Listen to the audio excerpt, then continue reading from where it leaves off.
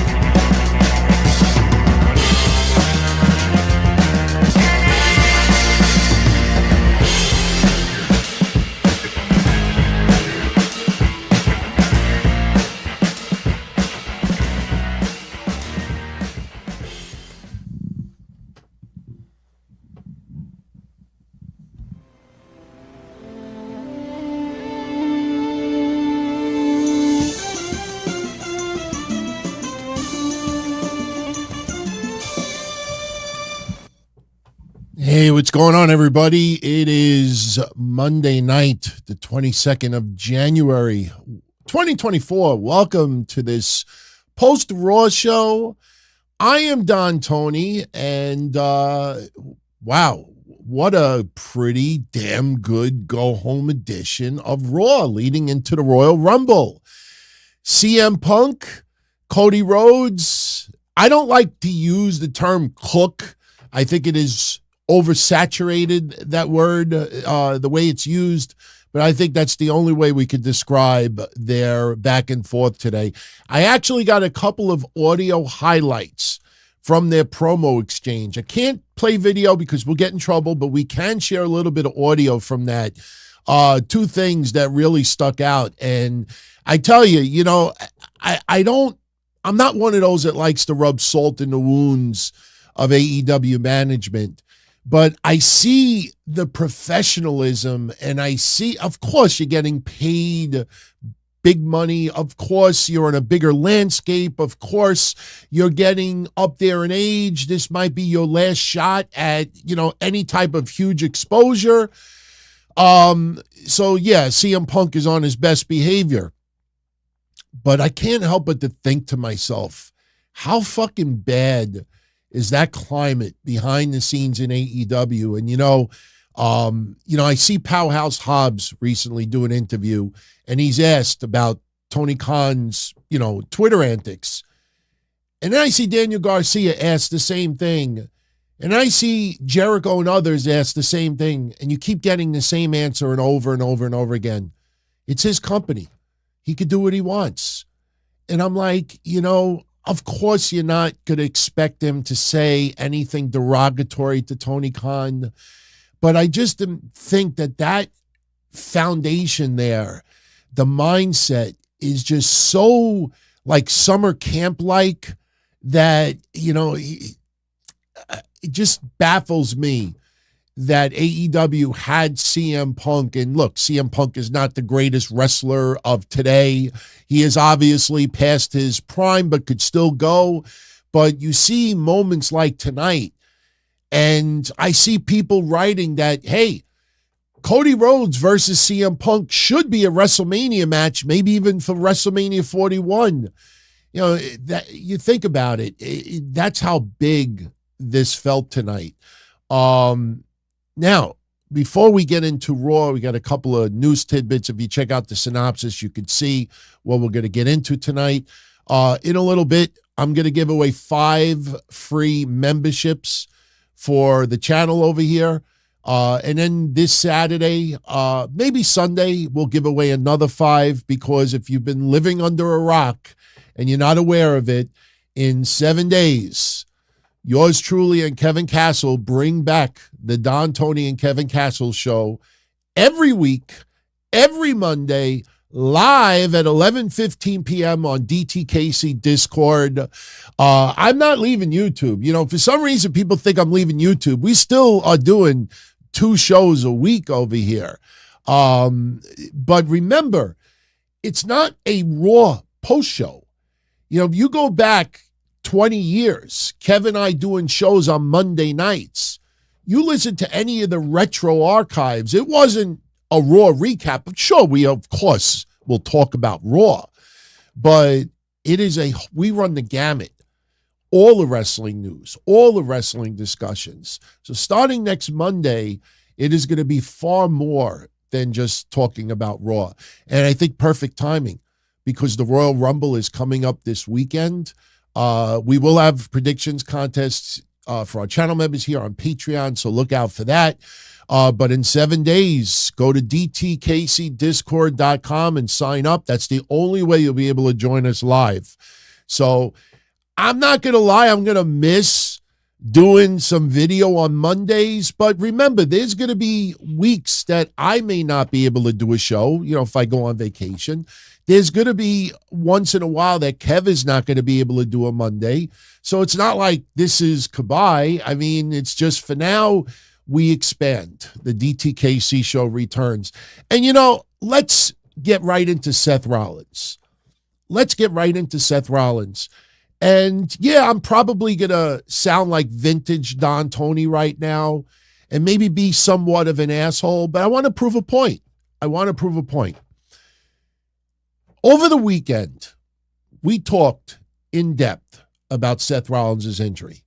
I take pride that we were the only show, go Google it, go look around. We were the only show this weekend that broke down Seth Rollins' injury. We broke down what a grade 1 tear, a grade 2 tear, a grade 3 tear is, the recovery time, the torn meniscus, the recovery time there.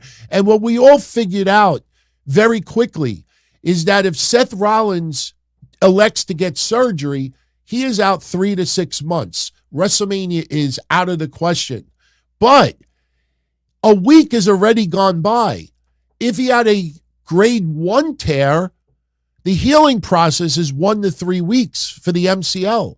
If it's a grade 2 tear, the healing process is 4 to 6 weeks. My friends, somebody asked yesterday, well, maybe he could wrestle WrestleMania 40, then have the surgery.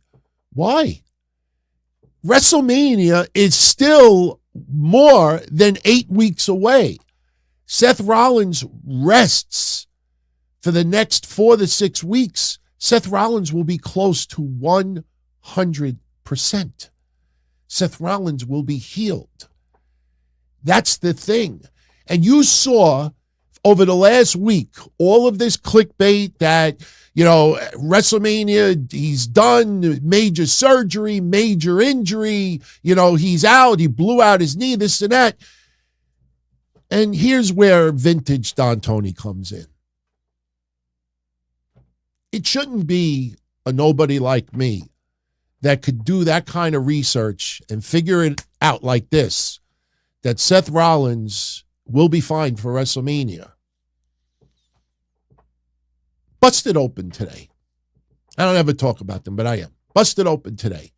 I just want you to see how the sausage is made and how, you know, sometimes people come off as geniuses. But if you take a step back and you think about it for a minute, you're like, I get it. Busted open today. Dave LaGreca and Mark Henry. I love Mark Henry. Nothing against Dave LaGreca. But they're talking about Seth Rollins' injury. And they have this whole discussion if Seth Rollins should give up his WrestleMania spot. Not relinquish the title, which is obviously more of a realistic possibility. If he can't perform, it goes against his gimmick, his character, his mindset, his attitude about being a defending champion. And I do have an answer to that in a few minutes, not just what Seth said on TV today, coming in a moment. But they have this conversation about if Seth Rollins should give up his WrestleMania spot. Mark Henry goes on this beautiful explanation, discussion, tirade as to why Seth Rollins should not give up his spot. And he's, worked so hard and it's that. And as I'm watching this clip today, I'm like, why the fuck are they having this discussion? If they would have fucking done the research and seen that Seth Rollins will likely be 100% in time for WrestleMania, why does he have to give his spot up for? This whole discussion was pointless because Seth Rollins will pretty much be 100% in time for WrestleMania. Give up his WrestleMania spot. So what happens? Seth proclaims tonight that he is going to fight at WrestleMania. And people are like, oh, Mark Henry, you're a genius. And I'm saying to myself, no disrespect to Mark Henry. Why the fuck did you have this conversation in the first place? Why didn't you just say, well, Dave, to be honest with you, an MCL tear, whether it's a grade 1 or a grade 3, if it's only a 1 or a 2, he'll be 100% in time for WrestleMania. So why should he give up his spot? But instead, this whole political career, dedication, everything he has built, it had nothing to do with science, which is what this comes down to, science. And that's kind of what the Don, Tony, and Kevin Castle show was about 20 years ago and what it's going to be about again starting next week. You're going to realize quickly that a lot of these geniuses, and this is not towards Mark Henry or Dave LaGreca, right? This is just overall scope. A lot of these geniuses out there, you realize that a lot of the fabulous points they make should not have even been discussed in the first place if the foundation or if the premise of the discussion is nonsensical. And that's what happened tonight with Seth Rollins. There was no doubt that he was going to perform at WrestleMania 40. You needed to hear it out of his mouth, obviously, not from me. You obviously would need to hear it out of WWE's mouth, not from me. The question was, does he relinquish the championship? Now, tonight, he comes out there, tears in his eyes, legit tears. The crowd is serenading him. The crowd is chanting, thank you, Seth. Thank you, Seth. And Seth starts bringing up that he has a grade 2 tear in his MCL. The doctors told him that if he has surgery, it would be 3 to 4 months to recover. Exactly what we said this weekend. If it was up to him, he would be back by next week, but unfortunately, he can't. He's taking it day by day, week by week, and before he could say anything else, my God, go to wrestlingnews.co if you think I'm making it up. Before Gunther and Seth Rollins finished their segment, you have plastered all over the internet. Seth Rollins, surgery, 3-4 months out of WrestleMania. And I'm like, how's about watching the fucking segment first before putting all that shit up? So now we know the truth, and now it's up there anyway, so people click on it and click on it. Ooh, well, what's this all about? And that's what happens here. But here's the thing. Seth Rollins, there is a briefcase. There is 2.5 months between now and WrestleMania 40. Actually, 2.5 months. Why does everybody immediately think, because Seth Rollins says, I'm not giving up this championship, why does everybody immediately think that he's going to be champion at WrestleMania? R-Truth could end up cashing in the briefcase for Damian Priest. And, hey, maybe Damian Priest wins. Maybe it backfires and Damian Priest loses. Maybe he cheap shots him when he least expects it. Kind of made Damian Priest look like a fool tonight, because why didn't Damian Priest come out at the beginning of Raw when he knows Seth Rollins can't move around, call for the bell, and we're talking storyline here. But everybody's immediately assuming that, oh, the title is safe. You know, it's like a Brock Lesnar run or Roman Reigns' current run that he doesn't have to defend it for the next 2 months. It's not a big deal. Roman does that. Brock does that. It's nothing out of the ordinary. That goes against Seth Rollins' entire character. So am I saying that Seth will be World Heavyweight Champion at WrestleMania? The honest answer is I don't know. But don't simply assume because Seth says, I'm not giving up this title, doesn't mean that Seth will not lose the title between now and WrestleMania. And once again, CM Punk tonight. I think we're the only show still that have pointed this out every single time. Every single time he says it, we point it out. Once again today, CM Punk in his confrontation with Cody Rhodes. I'm going to win the Royal Rumble and main event WrestleMania. No mention of Seth Rollins' championship. No mention of Seth Rollins at all. Storyline-wise, if CM Punk were to win the Royal Rumble, why wouldn't CM Punk not choose Roman Reigns, the biggest dog of the yard? That in itself kind of like tells me that CM Punk ain't winning the Royal Rumble, or it's a dusty finish. Or it's a dusty finish. And then something obviously will transpire afterwards.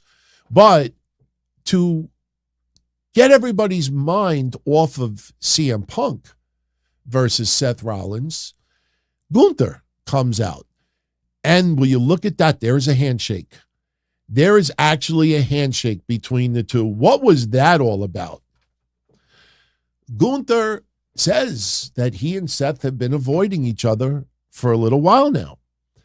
And he came out there to tell him that he was a workhorse champion fighting for every victory that he can get. He appreciated Seth bringing honor to the championship just like him.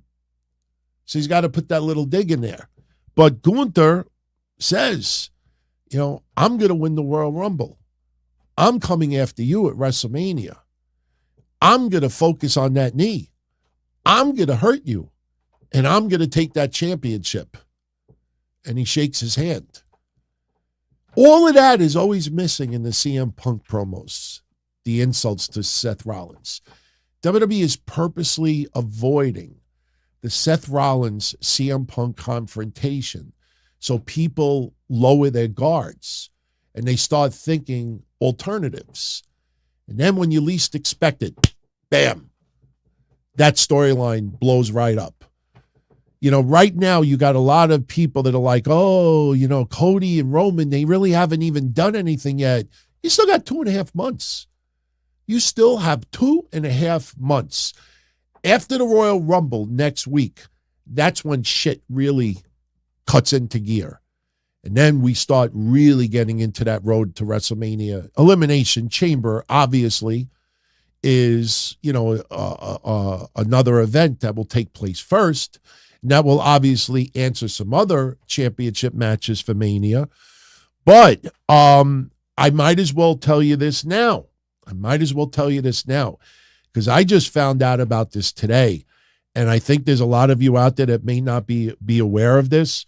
But, you know, we know the Elimination Chamber this year is taking place in Perth, Australia. Well, they just released a new pay-per-view poster for the Chamber. I know I have it here. Let me see if I could pull it up. Do I have it? And, oh, yeah, we definitely have to bring up the Hulk Hogan stuff today. People actually started asking me, do I think Hulk Hogan is going to be in the Royal Rumble? Look at the DOI video from this weekend that we streamed on Saturday. You think Hulk Hogan is in any condition to be in the Royal Rumble? It's not. You know, you always want to say never, brother. But Hulk Hogan is done. But it is tomorrow, the 40th anniversary of HULK-A-MANIA. And I know 5 million people over the years said, I was there, but I actually was, and I got video proof of it. So I don't think I'll play it tonight. But there's the Elimination Chamber poster with Rhea Ripley on it. Rhea Ripley also made another cover, which we will get into a little bit later with the WWE 2K24. I have all of the details about that game. Any of you that's into video games, this one looks like a keeper. Everything about it. It's not just the graphics, but what WWE is going to include in the game. So at the end of tonight's show, we'll get into WWE 2K24 a little bit. I got some screenshots, not only the pre-order information, some discounts. You can get a Peacock discount, get a pre-order discount. There's a special 40 years of WrestleMania special edition. I got all that at the end of the show tonight. But there's the pay-per-view poster for the Elimination Chamber. That takes place February 24th. Now, for my friends that live in the Eastern time zone, I live in New York. That means it starts live at 5 a.m. At 5 a.m. So for my New Yorkers and those on the East Coast, be prepared, 5 a.m. If you live on the West Coast, California, around that neck of the woods, it starts at 2 a.m. And if you live overseas in the United Kingdom, you actually got a more reasonable time, 10 a.m. So you actually will get it for a decent time. Will I be doing a live review of Elimination Chamber? If it starts at 5 a.m., that means it'll be off by 7:30, 8 o'clock in the morning. I don't know if I want to do a Breakfast with Blassie, the Elimination Chamber edition. So we'll see as we get a little closer. But be prepared, because I think a lot of people out there have no idea that event starts at 5 in the morning here on the East Coast. So there you go. So Seth Rollins, the good news is he's still on for WrestleMania. The bad news is he's got the grade 2 tear. But remember everything we talked about this weekend. 4 to 6 weeks is a good prognosis. A week has already gone by. By the time the Royal Rumble is over, Seth Rollins will already been a third to a halfway done. If the doctors say in 4 to 5 weeks, yeah, you're good to go, he'll already be a little less than halfway rehabbed. And I guarantee you, by next week, the week after at minimum, he'll be back in the gym training. Just can't obviously go hardcore and heavy on it. But believe me when I tell you, just like that, Seth Rollins will be able to come back. Now, it'll be a surprise. WWE doesn't want us to think that he could come back very quickly. But again, between now and WrestleMania, anything could happen with that championship. A lot of people still think that Damian Priest is going to get that title before WrestleMania. I'm not sure. I think R-Truth, now I'm kind of convinced that R-Truth is going to inadvertently cash in that briefcase, which would be kind of stupid because I can't picture R-Truth giving it to the referee and say, he's cashing in. The referee would be like, who are you? You don't have power of attorney. You know what I mean? So I know I'm being a little bit too specific, but we'll see what happens. So Seth Rollins, the prognosis is much better than what people have been feeding you for the last week. So that's a very, very good deal. So we wish him a speedy recovery. Obviously, if anything tears further, then he's got problems. So as long as he's careful, as long as he does the Rice method that we talked about, wears the brace, as you saw tonight, keeps it bandaged, elevates it at night, a month and a half from now, Seth Rollins should be able to get a little bit physical again. We'll see where it goes. So, all right. Before we get into the rest of the Raw results tonight, just a couple of quick tidbits. I don't know if you saw Raw tonight, but they made mention, And we talked about this reality show probably about 2 months ago because they were all over the E Entertainment Network, I guess that is, and they were publicizing it then. Well, now we know that February 2nd, Love and WWE, Bianca and Montez will be streaming on Hulu. Now, when I heard Michael Cole say this today, I actually checked it because I was kind of like amazed why they would do this. But apparently it is true. They recorded 8 episodes for this reality show, and they're releasing all 8 at the same time. I don't get that. I mean, just think about that. Their entire reality show, the first 8 weeks, which I guess is all they recorded, is all going to be released at the same time. So if you're really into Montez and Bianca Belair, you could bang out their entire series in one day. So you might want to check it out. I will tell you this. It's getting good reviews from people who have been able to see an advanced screening of some of the videos. They come off as a really, really, really likable, cute couple. Yes, I totally understand certain demographics out there focusing about the fact that they're black. That's fine with me. I don't care if they're black, white, green. But, for reality shows, let's be honest. When you see a lot of these reality shows that feature, black women, even black men, a lot of it is like the Real Housewives, and there's always like a lot of like clusterfucks and controversy. So this is kind of a little bit of a change of pace. And it shows you how, really, really, classy and good these two are. So if you look around online, you're going to see a lot of that being talked about, that, wow, nice change of pace instead of just having train wrecks, which is like the stereotype of a lot of those shows, with black.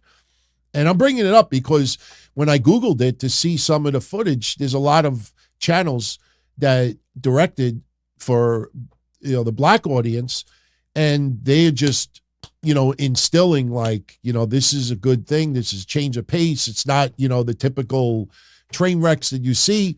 And that doesn't mean that, white women don't have train wrecks. My God, do I even need to start? But you might want to go check it out. It looks pretty good. It's obviously gives me Total Divas vibes.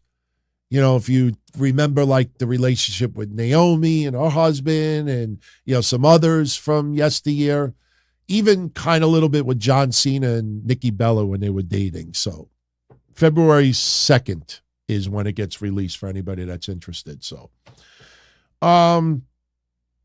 so we got the video game we got to get into. Like I said earlier, we have hit the 40-year anniversary for HULK-A-MANIA. January 23rd, 1984. I'm not going to show the video. Believe me, I have the video on cue if I want to show it. I mean, I've played it so many times over the years. I was in the Garden that day. Me, my friend Vinny, my friend Tommy, we were sitting pretty good seats on the floor. And I had my friend Vinny on my shoulders. And when Hulk came down the rampway, my friend Vinny's like, yeah, yeah. And you see my chubby little face. And, did we think that he was winning the belt that night? No. I can honestly tell you, and we're not going to spend any time on Hulk Hogan because he's not the most popular person these days, but, it definitely deserves a little mention because it is the 40th anniversary.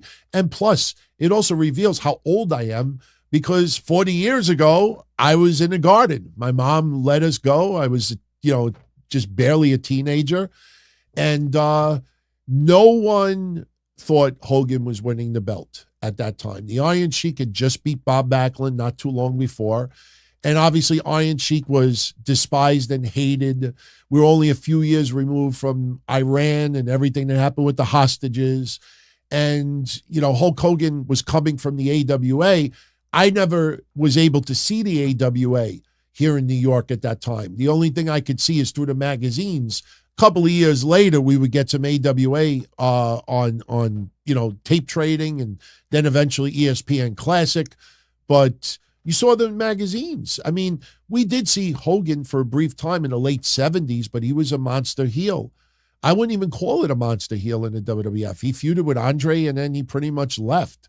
So the stuff we got from Hogan was Rocky III, the magazines, an appearance on Johnny Carson, and that was it, and no one thought that Iron Sheik was going to lose the belt that quickly. So believe me, people were shocked, but that place, you couldn't even hear yourself. I've said this before. Sometimes when you go to a wrestling event, especially the Garden, the decibel level gets so loud that you don't even hear anything. I don't know if that makes sense to some of you out there, but the noise gets so loud that it almost feels like it closes your eardrums and you don't hear nothing. I mean, that's how loud it got. And, I will never forget the next day in the New York Daily News, cutting out in the sports section, the Madison Square Garden results. I had that paper in my wallet at least 10 years. Just, I'm sure some of you have had shit shoved in your wallet all the way in the back that you haven't pulled out. Maybe for some of you, it's a condom that's oh shit, it expired in 1999, but just shoved it in my wallet and it was there for about 10 years and then it was gone. So, but yeah, so if you are a Hulkamaniac and you are proud to show it, WWE is selling lots of merch.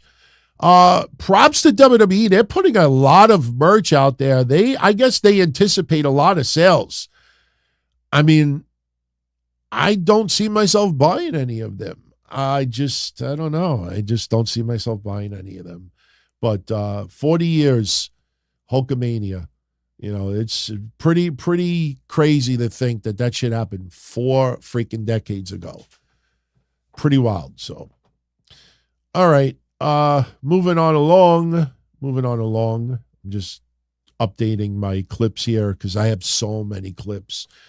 Let's talk about CM Punk and Cody Rhodes. Then we could fill in the blanks for everything else. I felt bad before we even get into it. I felt bad for DIY tonight. Something we've talked about now for about 2 months. Last week, I honestly thought they turned the corner with that incredible match they had with JD McDonough and Dominik Mysterio because WWE let them go a lot longer. Tonight, when they made the save, they have a problem, WWE. They have a problem. New Orleans was fucking hot tonight. The New Orleans crowd, up until the end of the show, they were hot. When DIY came out to make the save, I was going to play a couple of seconds of it, video and audio, but I don't want to take a chance of getting into any trouble, especially since it's the last Monday I'm doing video for a little while. And like I said, the DTKC show will be up for channel members here. I'm going to splice in lots of thumbnails. So a lot of pictures that I usually show on Mondays, you'll still see it. It's not going to just be one thumbnail and just a 2-3 hour audio show. But I was going to play a couple of seconds of the video tape. When they came out, there was no reaction. And what bothered me even more was usually when someone beats up on Dominik, the crowd pops. Anybody. I think if Jinder Mahal beat up on Dominik, they would pop. DIY took out Dominik and got a little offense on JD McDonough, and the crowd hardly reacted at all. And that, to me, is telling. But more importantly, if you go on Twitter and you look at the reaction, just type in DIY and Raw and just go search from 2 hours ago. Almost, I'd say 75% of the posts that I saw, and the crowd goes mild. No reaction. What the fuck? WWE, what the fuck? DIY, not over. DIY, I'm not feeling it. DIY. It's just one after the other after the other. 1 week removed, crowd doesn't give a shit again. And that's something that really stuck out for me today. All right. Cody Rhodes, CM Punk. I have 2 audio clips from today.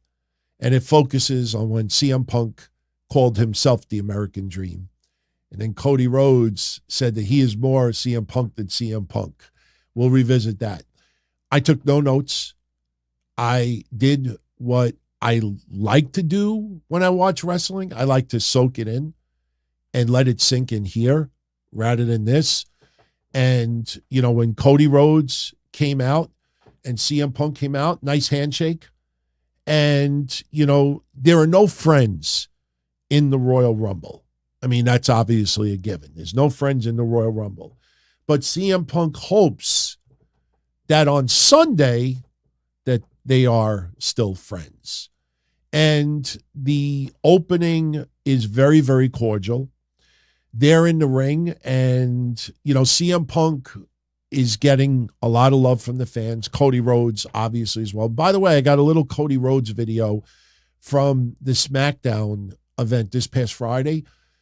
I think it's a very important video to play. I'll share it with you in a few moments because he's addressing the Atlanta crowd.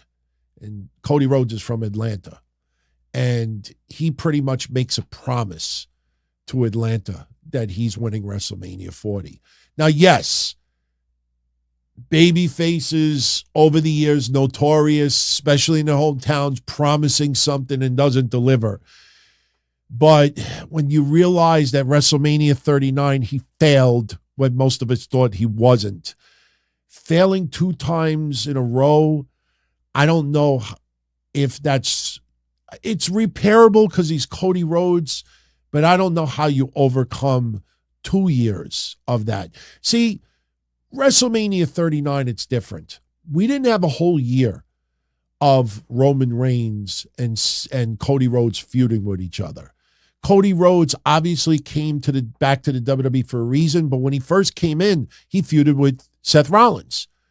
And then he feuded with others. Then when it started getting closer to the Royal Rumble, you know, it's more about finishing his story, becoming the first Rhodes WWE champion. So he failed at WrestleMania 39. Bloodline, Solo Sikoa interference, this and that.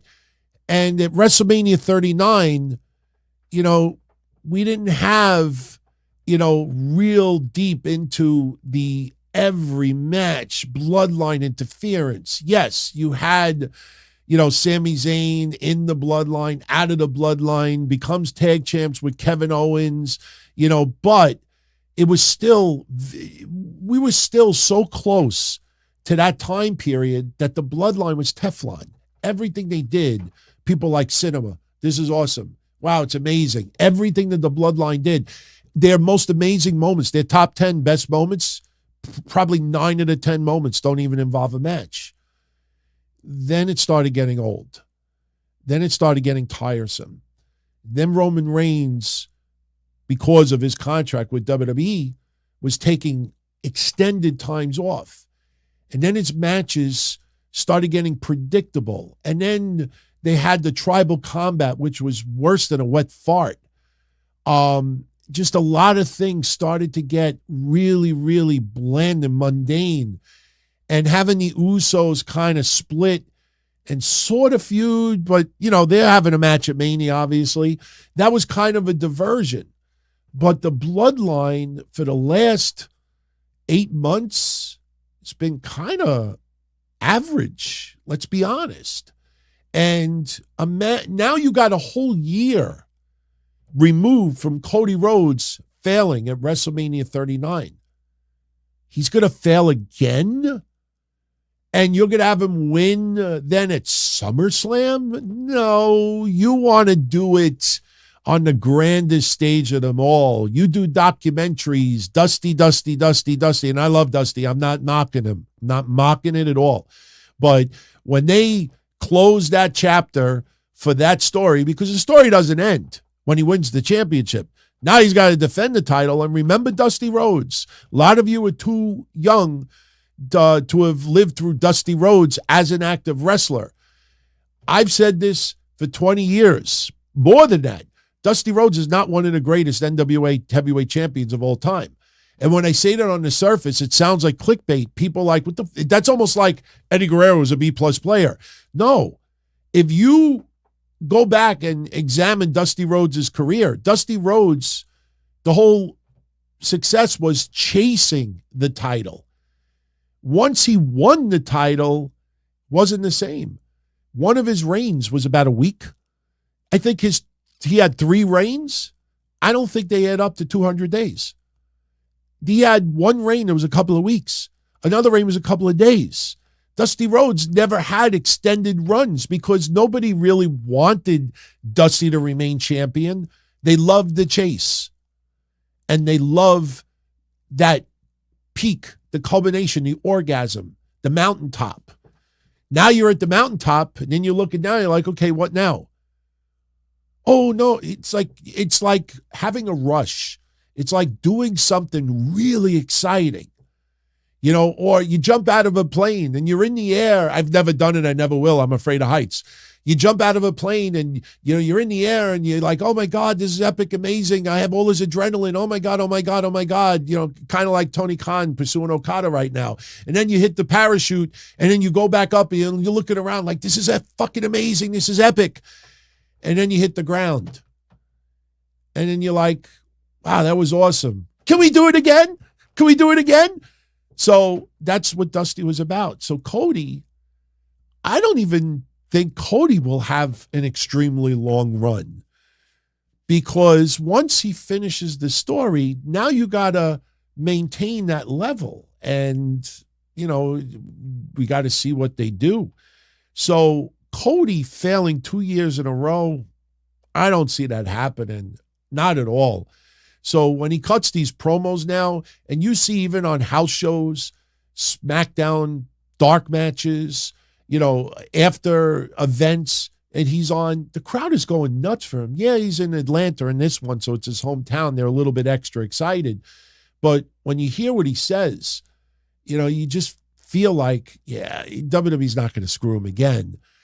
And then he does an interview with Sports Illustrated this weekend. And his quote to Sports Illustrated, which I honestly thought was telling, he said to Sports Illustrated, if I haven't finished the story by WWE 2K25 next year, don't bring me back for the commercial. Don't put me on the cover. Don't put me anywhere near it. I won't deserve it. So, you know, Cody Rhodes is saying everything right. And when you see that and you hear it and you feel it, you say to yourself, if he loses at WrestleMania, I mean, that is WWE, I think, jerking people around a little bit too much. And that's where people get mad and get angry. And winning at a Saudi Arabia event, winning at a SummerSlam, winning at a Survivor Series is not going to cut it. Because now you got a whole year of finishing the story. And yes, Roman Reigns could not be the topic of conversation for 7, 8 of those months because it would get tiresome. If Cody kept name dropping Roman every month since WrestleMania 39, by now people would be tired of it. So that's why he had the Brock Lesnar feud. That's why he had the Shinsuke feud. That's why he had, you know, these diversions, teaming up with Jey Uso, my dog, you know, to keep people occupied because they didn't want people to get tired of the stuff with Roman Reigns. So now we go to tonight with CM Punk. And they hit the ring. And CM Punk, before they're going to do what they're going to do, CM Punk says to Cody, look, you know, before anything, can we just soak this in a little bit? You know, because it felt special in the air. It felt important. It felt like something memorable was going to come out of this. No fisticuffs, but it was going to really, really hit those strings. And it did. And CM Punk, you know, he has a lot of appreciation, a lot of respect for Cody Rhodes. Cody Rhodes opens up CM Punk. What do you want to talk about? And CM Punk opens up talking about a story. And he brings up Ohio Valley Wrestling. And he says that he knows that the WWE Universe wrestling fans do not know this story, but he tells Cody Rhodes, and I'm sure Cody already knew this story, Dusty Rhodes approached CM Punk and said, listen, my son is coming to OVW. Look over him. watch him. Just look, just look out for him. And CM Punk did. And CM Punk said, they were bringing up nepotism. CM Punk did not have the pathway to wrestling like Cody Rhodes did. But CM Punk brings up the fact that, Cody did everything the right way.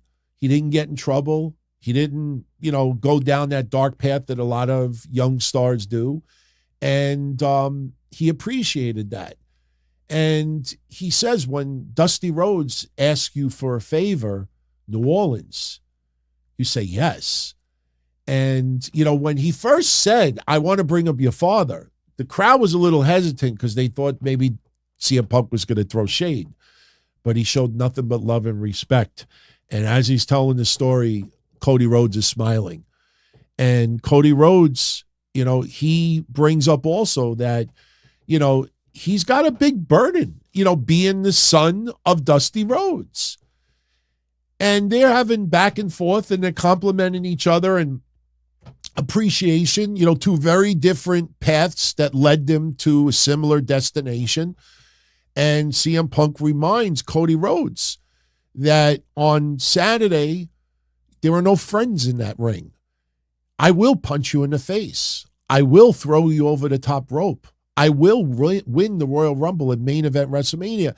And that was the first part of tonight where the crowd was a little bit mild towards CM Punk. You could feel that the crowd prefers Cody Rhodes to win this than CM Punk. And, CM Punk is getting in Cody's face a little bit. Now the attitude starts to change a little bit. And, Cody talks about, all the hard work that they have done. But then Cody starts bringing up how CM Punk left. And yes, Cody left as well. But CM Punk, like Cody said, instead of passing the torch on the way out, you dropped it on the floor.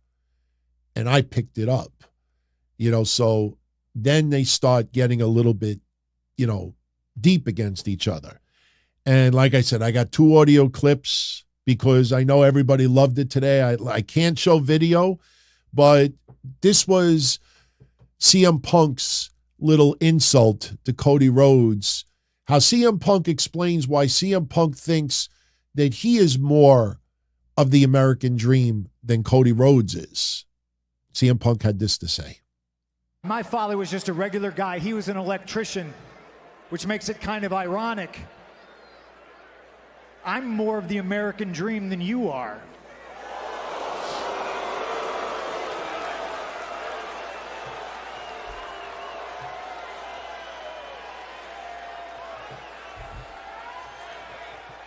Cody Rhodes, I see he's not happy. He grabs that mic. Okay,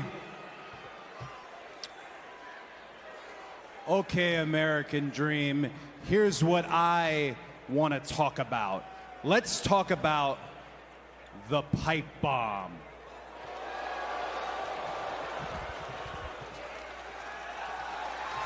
CM Punk takes the mic flag off. Set right up there.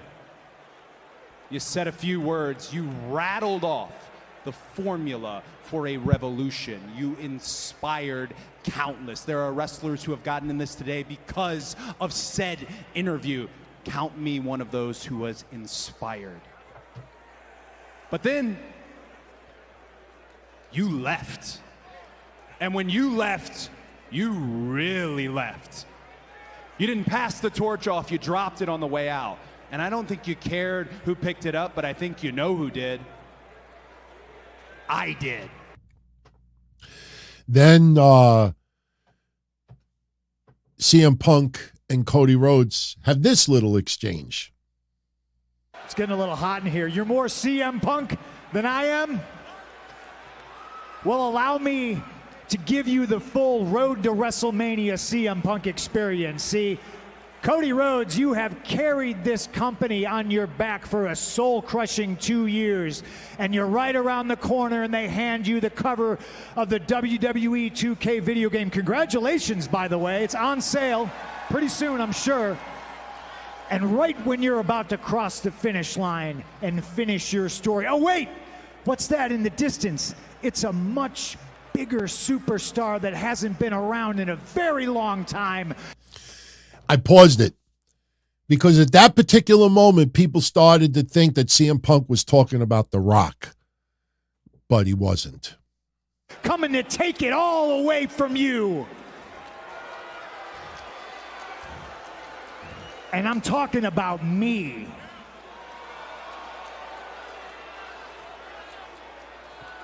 There you are, looking out for me again.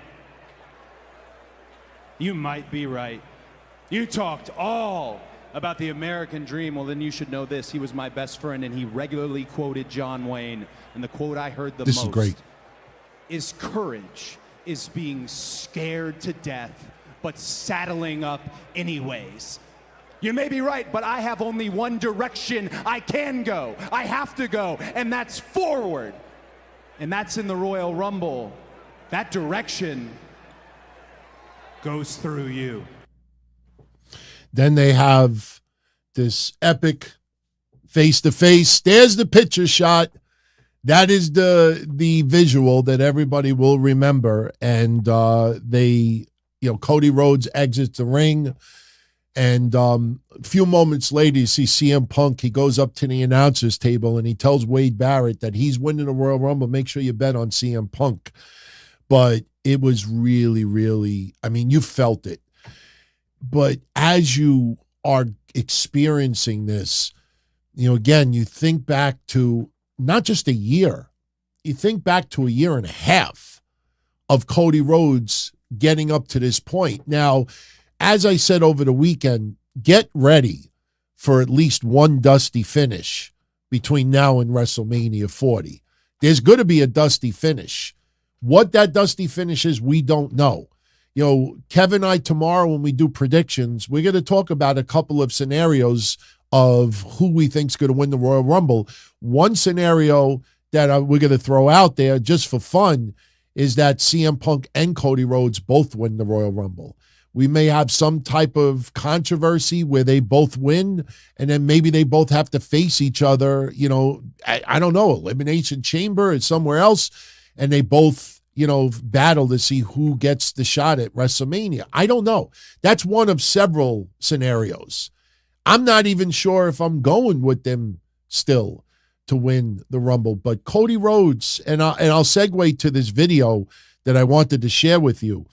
Cody Rhodes has been doing this a lot on the house shows.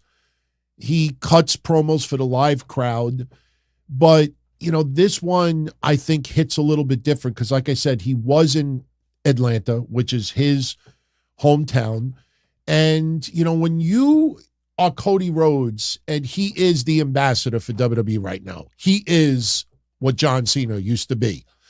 Not the same personality, but when you make strong promises like this, if there wasn't a year and a half gone by, yeah, I could see, hey, you make promises, you always aim to win, you always aim, but you're not always going to win. There's going to be heartbreak.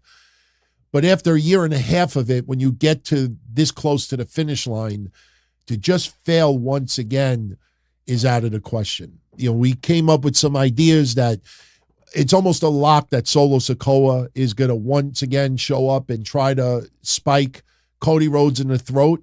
And then maybe this time around, that's where the Rock's music may hit. The Rock may neutralize Solo, or something else could happen along the way. Jimmy Uso could come out and he'll get neutralized by Jey Uso.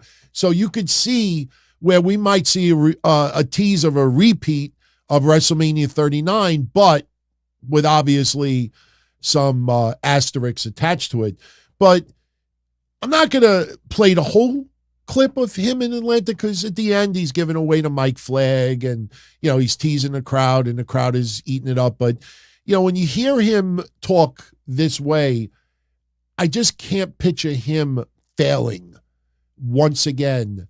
And then even if he does fail, SummerSlam is not right around the corner. SummerSlam is months and months and months away. You want fans to go through another 3 to 6 months Then they lose confidence. And then they tired of it. Roman Reigns needs a change. Roman Reigns, I know, listen, here's a little news tidbit before I play the Cody clip. This is actually a news tidbit I'll share with you. Over the last 2 days, Roman Reigns has surpassed Bruno Sammartino's championship reign.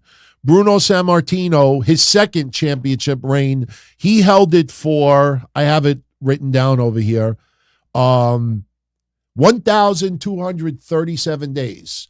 Roman Reigns is now approaching 1,240. So Roman Reigns just surpassed Bruno's second reign as far as longest title reigns. Hulk Hogan is next at 1,474. The only way Roman Reigns surpasses Hulk Hogan is if Roman Reigns retains at WrestleMania 40. And honestly, I don't think anybody really wants to see that. If Roman Reigns was on TV almost every week and having a more active schedule, then I could see people, maybe being a little bit more receptive. And you don't want him to surpass Hogan simply to surpass Hogan. You know what I mean? Roman Reigns is not doing a whole lot right now. And to have that for another 3 to 6 months, I don't think fans would really tolerate it. We would have no choice, obviously, but I don't think fans really want that. But here's what Cody had to say to Atlanta.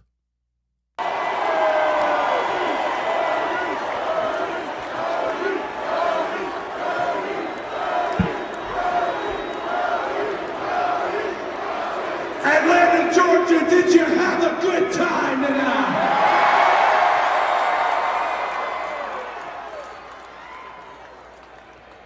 We got people all the way up here. Say hi to all those people up there.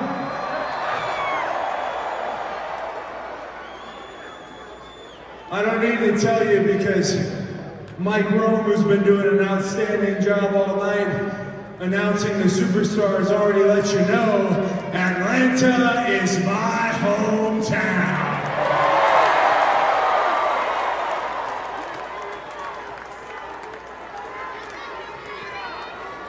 I've done some silly stuff here. Jumped off of a cage that was too high, set myself on fire, got into a fight with Brock Lesnar. I've done a few silly things, but all of them were in the efforts to give the city, the town, the community that raised me something to remember.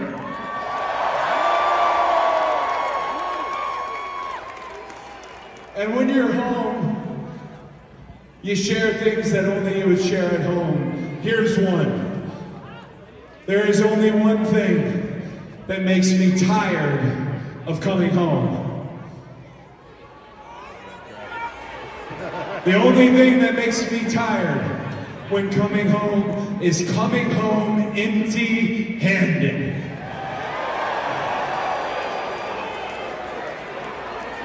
I think we need to change that.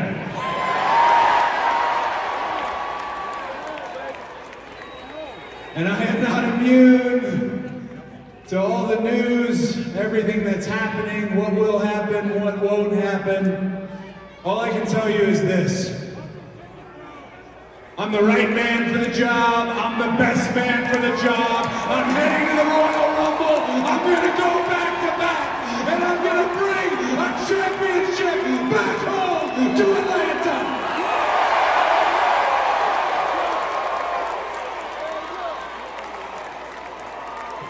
You know,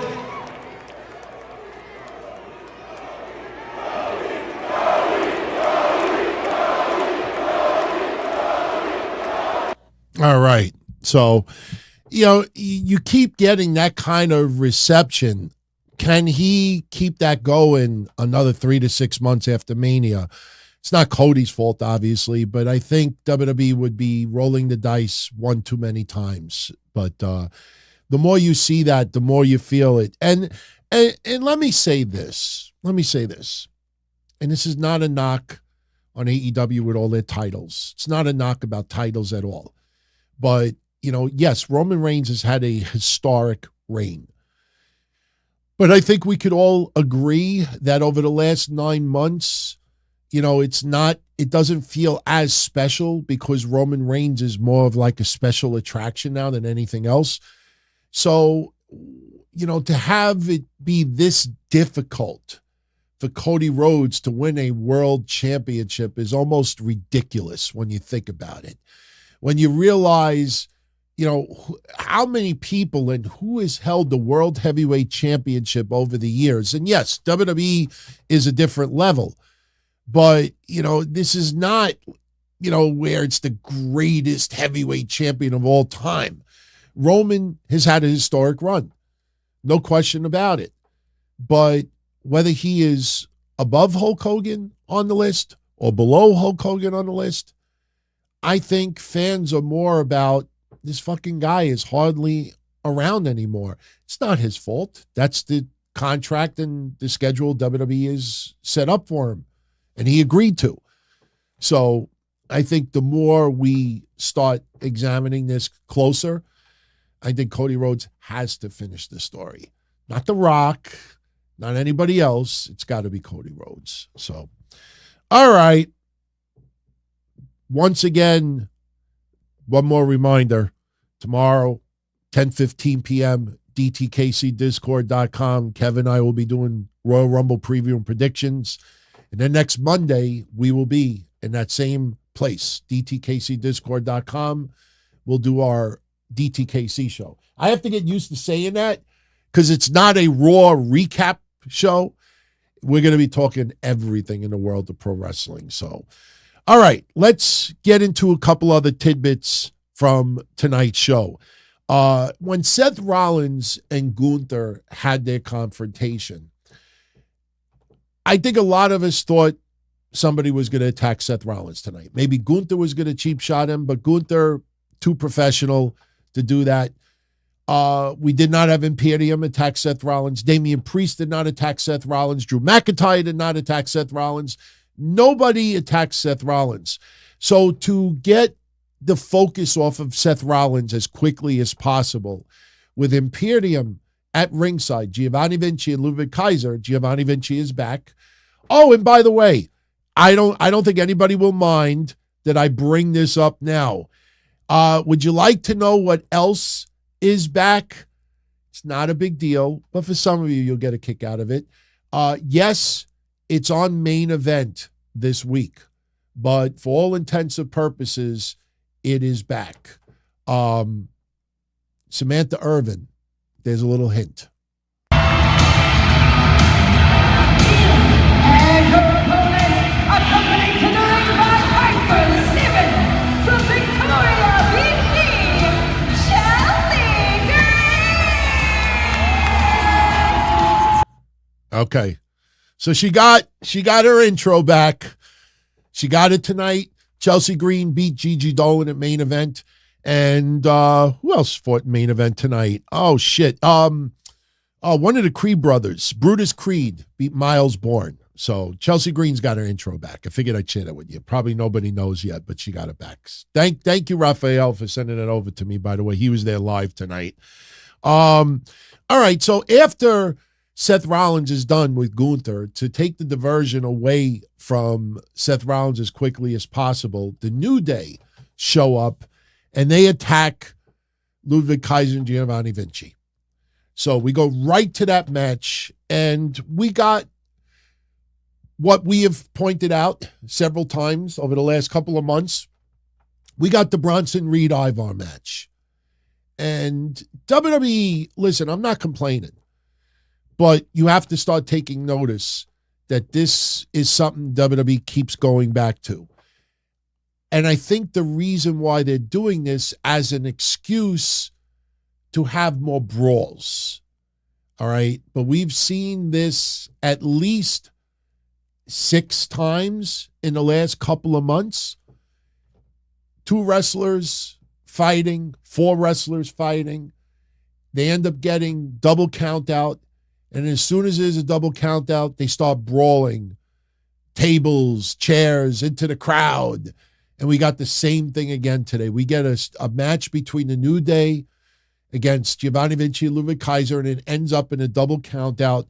And as soon as the double count out went down, all hell breaks loose. They brawl into the crowd.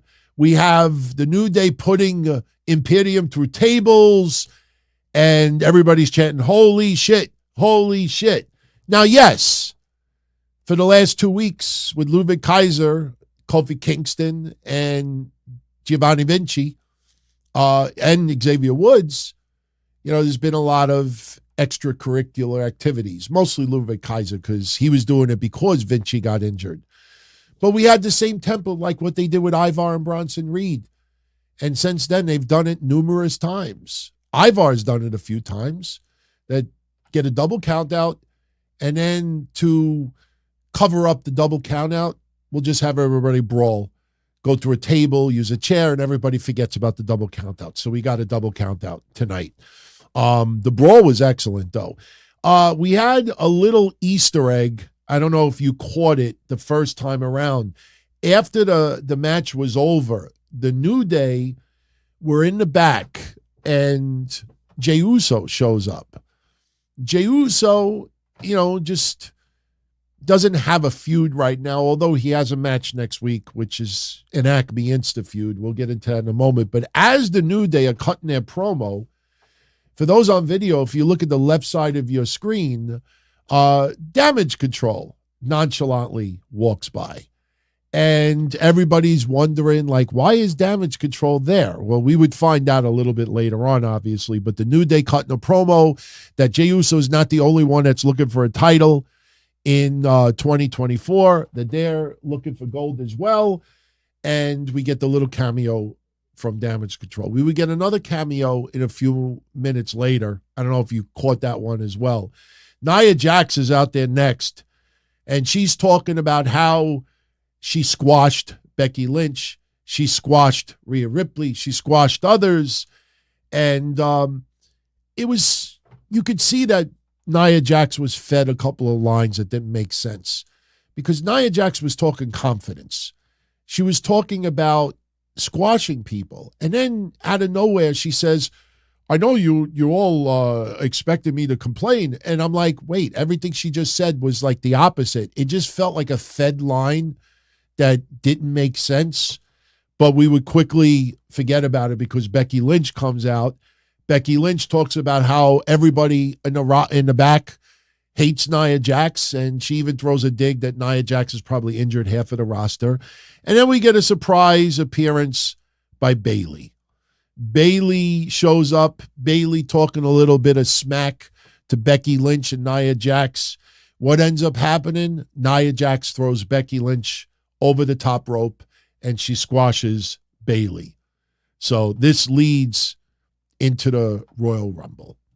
So as we come back from commercial, we see Becky Lynch in the back, and she bumps into Rhea Ripley. Remember last week's promo between the two, which seemed a little bit premature, but a little reminder of Becky Lynch trying to get her hands on Rhea Ripley. And don't forget, Becky Lynch was the odds-on favorite to win the Royal Rumble up until about 5 days ago. Now Bayley is the front runner to win the Royal Rumble. I think that makes more sense. I could see Becky Lynch winning an Elimination Chamber to take on Rhea Ripley. Be very interesting because they'll be in Australia. And if Becky Lynch wins the Chamber in Australia and then she has a face-to-face with Rhea Ripley, obviously they would have that face-to-face in Australia, and Rhea Ripley is insanely over in Australia. So, all right.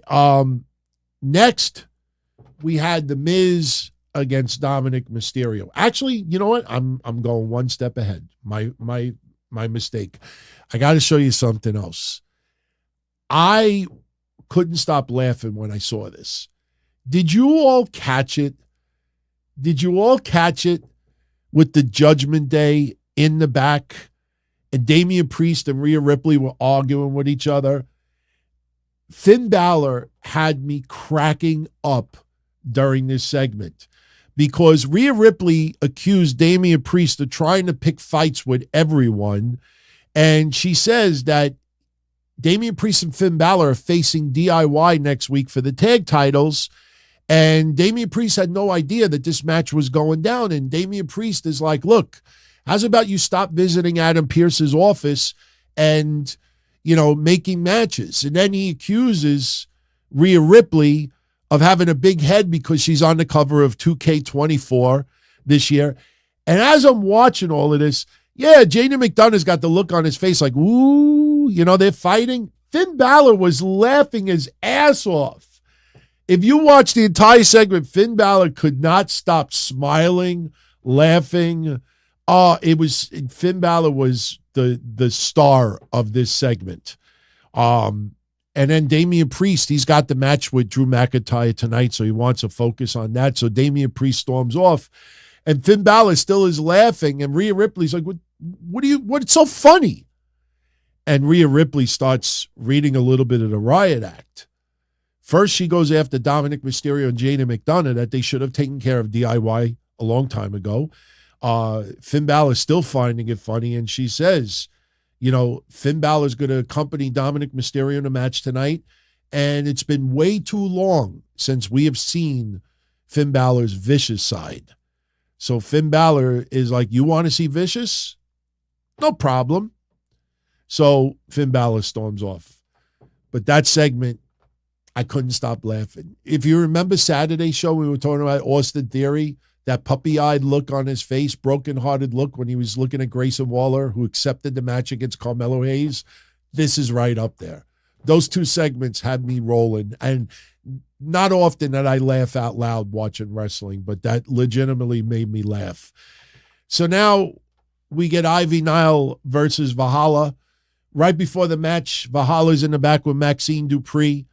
And, you know, now they're using the term for Valhalla. They're calling her the Barefoot Freak. This match did not last all that long, but excellent match. Ivy Nile getting over with the crowd. Ivy Nile fitting in quite nicely. And she hit this really, really nice bulldog off the top rope. Oliver, I can't show anymore. I can't get in any trouble here. But she calls it the pit bull. I think that's what her finisher is now. Kind of reminds me a little Rick Steinerish from back in the day. But Ivy Nile, Emily Anzulis, she's really, really putting it together. I'm really excited to see what Ivy Nile does, and especially with her size and stature. You know, she's so strong, but she really is putting it together in the ring. So she beats Valhalla. Valhalla, during the match, here is the other cameo. During the match, they were tied up on the ropes. And if you look to the left of your screen where you see the Royal Rumble logo, Nikki Cross walks by. She's still on the catnip. And I think that's obviously a prelude to what we're going to get the Royal Rumble on Saturday. Nikki Cross is probably going to be in the Royal Rumble. She's probably going to just stand there in a daze. And it's going to be really interesting because does Nikki Cross ever enter the ring? That's definitely something we will be talking about tomorrow with the Royal Rumble predictions. All right. So the next match we had The Miz taking on Dominik Mysterio, Jaden McDonough, and Finn Balor at ringside. And when the finish happened, I knew something was up.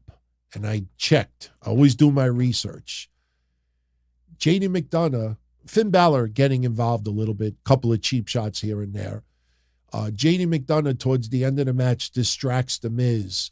That allows Dominik Mysterio to hit the 619, followed by the frog splash, and Dominik Mysterio pins The Miz. Now, as I said earlier, DIY came out and made the save after Finn Balor was beating down on The Miz. And you look at that crowd, everybody's hands are to their side. Look at how many people's hands are folded. Look at the guy straight in the middle above the woman with the pink shirt. He's got his hands folded. Look at the two to the left.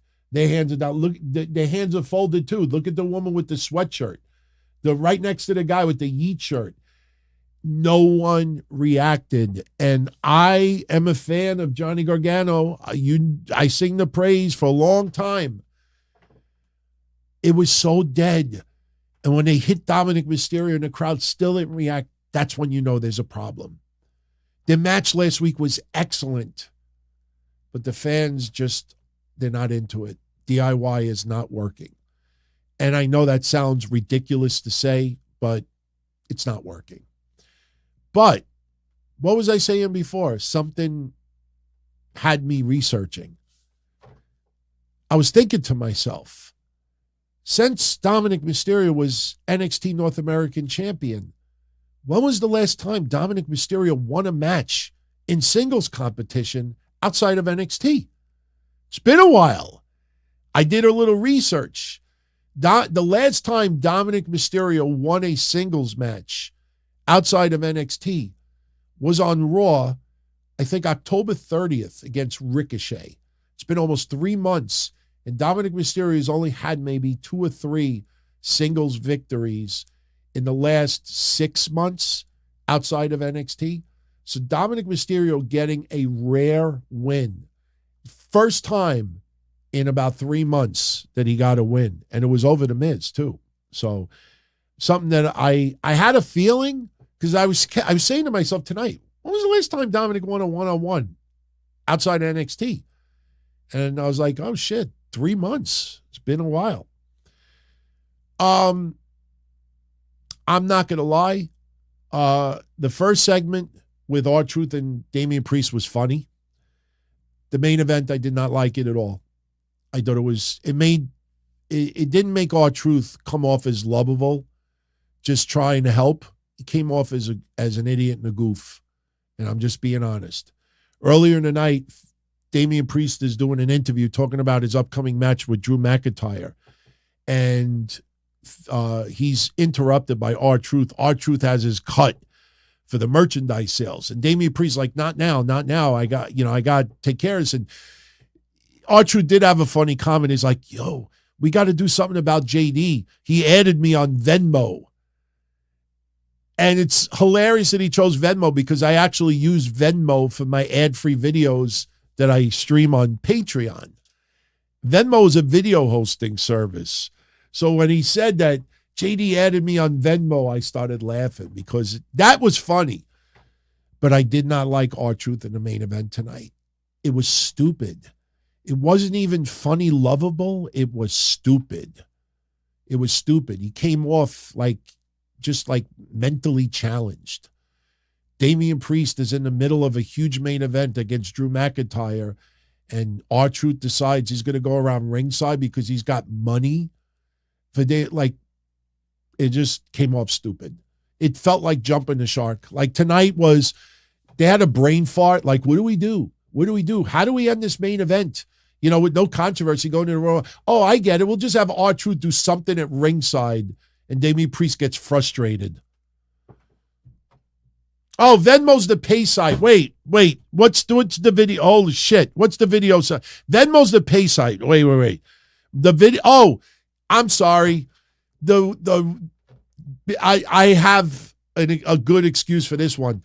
The video site that I use for the Patreon videos is Vimeo.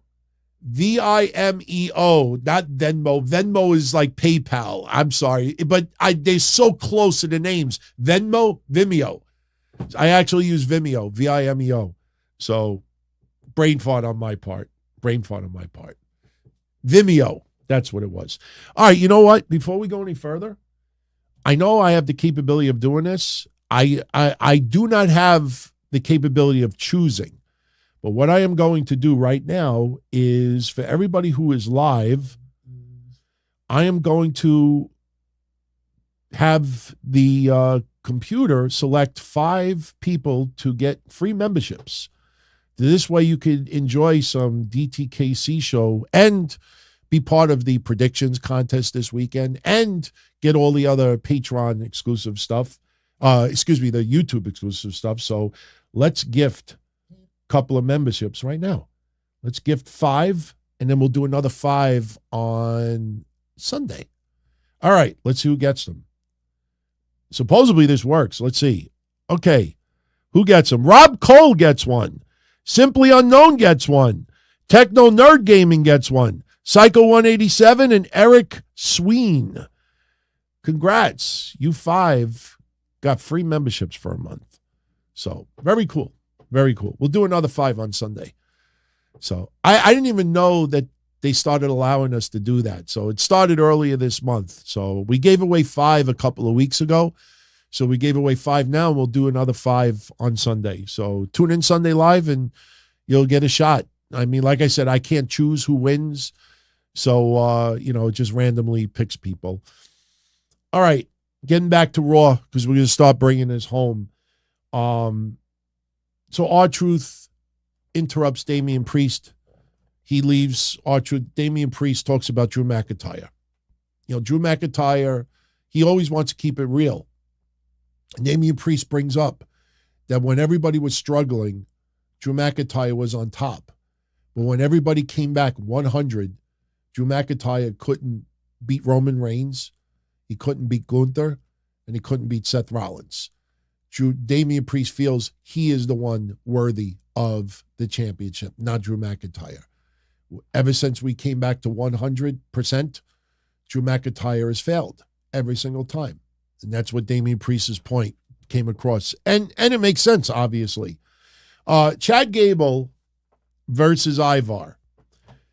This was excellent.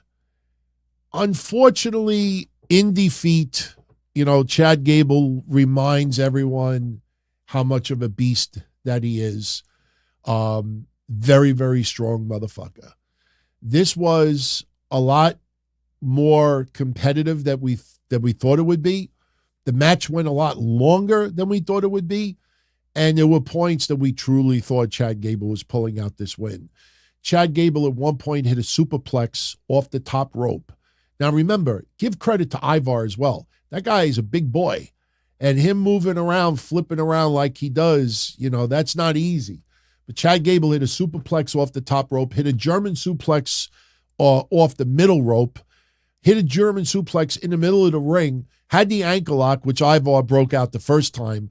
But there was another point where Ivar had the upper hand towards the latter part of the match, and Ivar started climbing the ropes to hit his moonsault.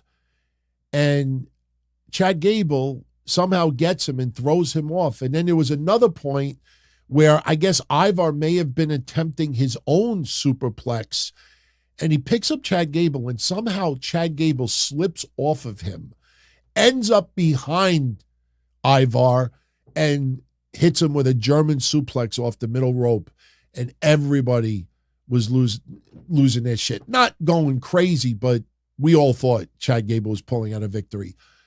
Unfortunately, though, Chad Gable climbs the rope, and Valhalla shows up. And I'm saying to myself, that's when I realized, wait a minute, how come Maxine Dupree's not at ringside? She didn't wrestle earlier. Yeah, she was with Ivy Nile, but Maxine Dupree comes out with Chad Gable all the time. So Valhalla shows up. She distracts Chad Gable. There's no Maxine Dupree to neutralize Valhalla. Ivy Nile had already had a match. So Ivar ends up attacking Chad Gable, hits the moonsault, pins Chad Gable. So Ivar defeats Chad Gable tonight. Chad Gable once again showed why he's a beast. I expect 1 or 2 really cool moments with Chad Gable in the Royal Rumble. I just hope they don't have him going up against Otis a little bit. I wonder if Chad Gable is going to hit a German suplex on Otis. If I'm a betting man, I would go with that one. Acme Insta-Feud alert. Bronson Reed, in the same room, the same backdrop, the same outfit, same sweat in the forehead and the glasses, and he's just randomly calling out Jey Uso. If Jey Uso thinks he's going to go for a singles title this year, like me, well then why don't you step up next week on Raw? And he issues a challenge to Jey Uso. And obviously Jey Uso, quote unquote, accepts. But you want to become a singles champion, Jey? Then face me next week on Raw. Very random, but it is happening next week on Raw. By the way, earlier, when New Day was cutting their promo, Kofi Kingston And this was kind of funny because Kofi had just finished talking about how the New Day are going for tag titles in 2024, and then he calls out Gunther for the Intercontinental Championship. So next week, Kofi Kingston's going to take on Gunther. I think we kind of know what the outcome is going to be there, but, you know. All right. Wrapping this up, we already talked about CM Punk. We already talked about Cody Rhodes and their confrontation. Zoe Stark and Sonya Deville. I keep saying Sonya Deville. Shayna Baszler and Zoe Stark. They defeated Candice LeRae and Indy Hartwell. You know my every other week Lee rants on Indy Hartwell and Candice LeRae. You know, it's obviously going nowhere. What was strange about tonight was that they were teasing a little bit of dissension, some problems with Zoe Stark and Shayna Baszler. It feels like this tag team just started to like get a little momentum.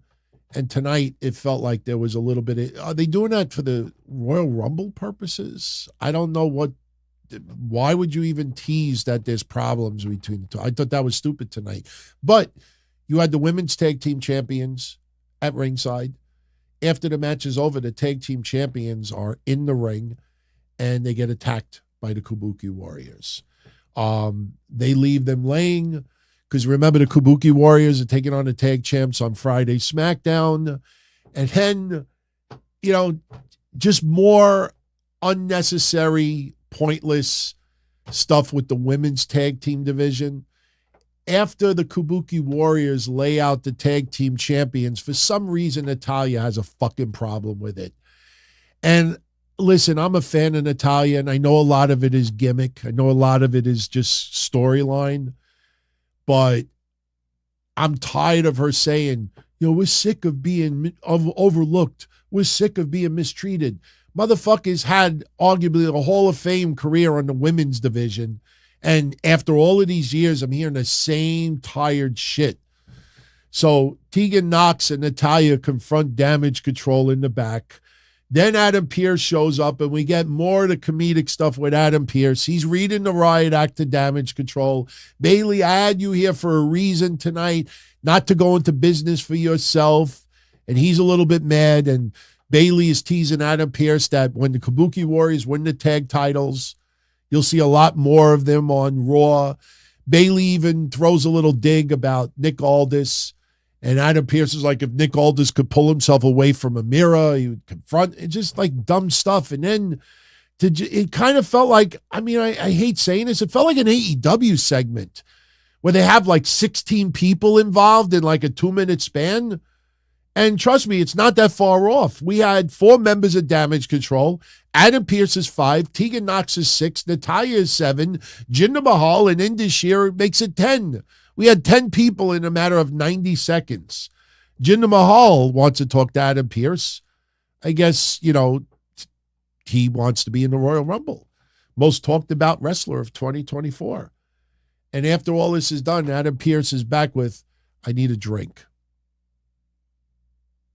A lot of waste of time. Shout out to El Guero. Thank you for the 2-spot. A Big E comeback and dethroning Gunther. Well, I've talked about Big E returning possibly at the Royal Rumble a few times in the last month. Kevin and I are going to talk about it tomorrow. I don't want to give too much of it away, but Big E was just approached by TMZ. And TMZ asked Big E about returning, and Big E basically said he has no idea.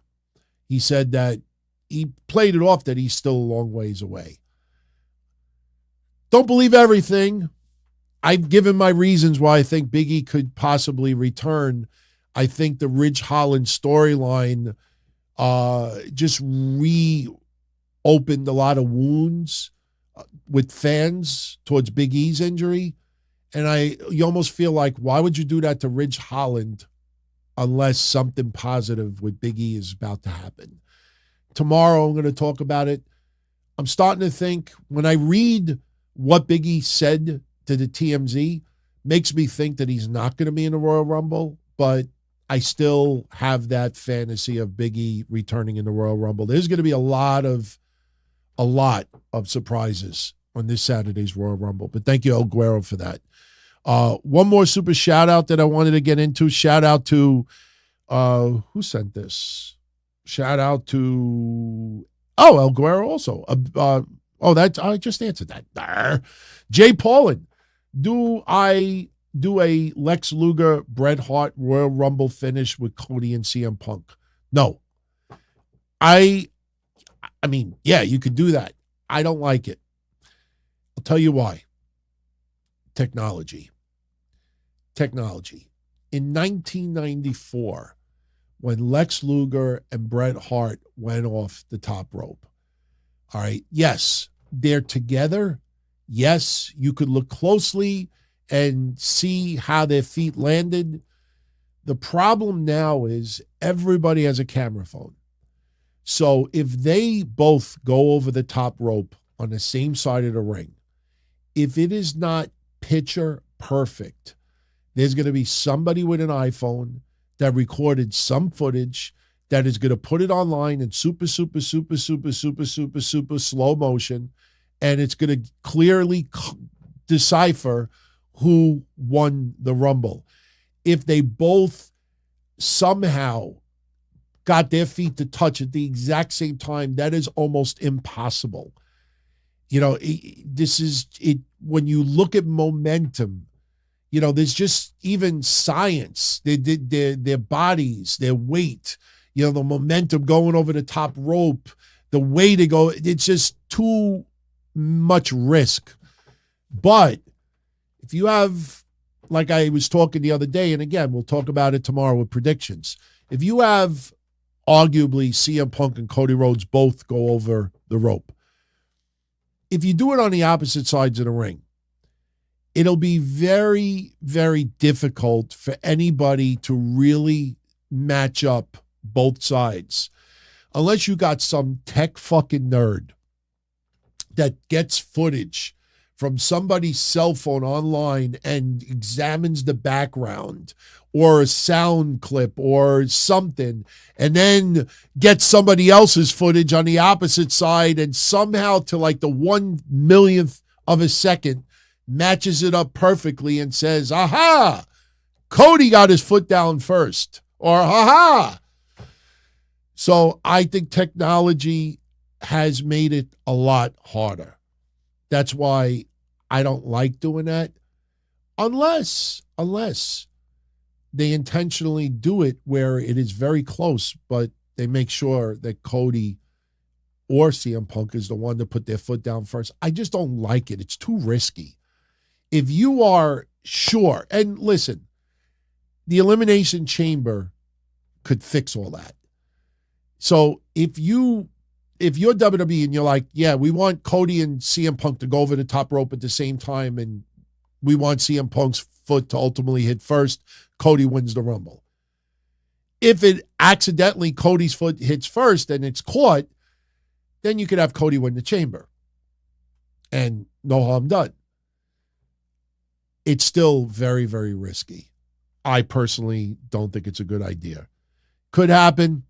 If it does happen and they pull it off, amazing. But with technology the way it is these days, it is so much harder.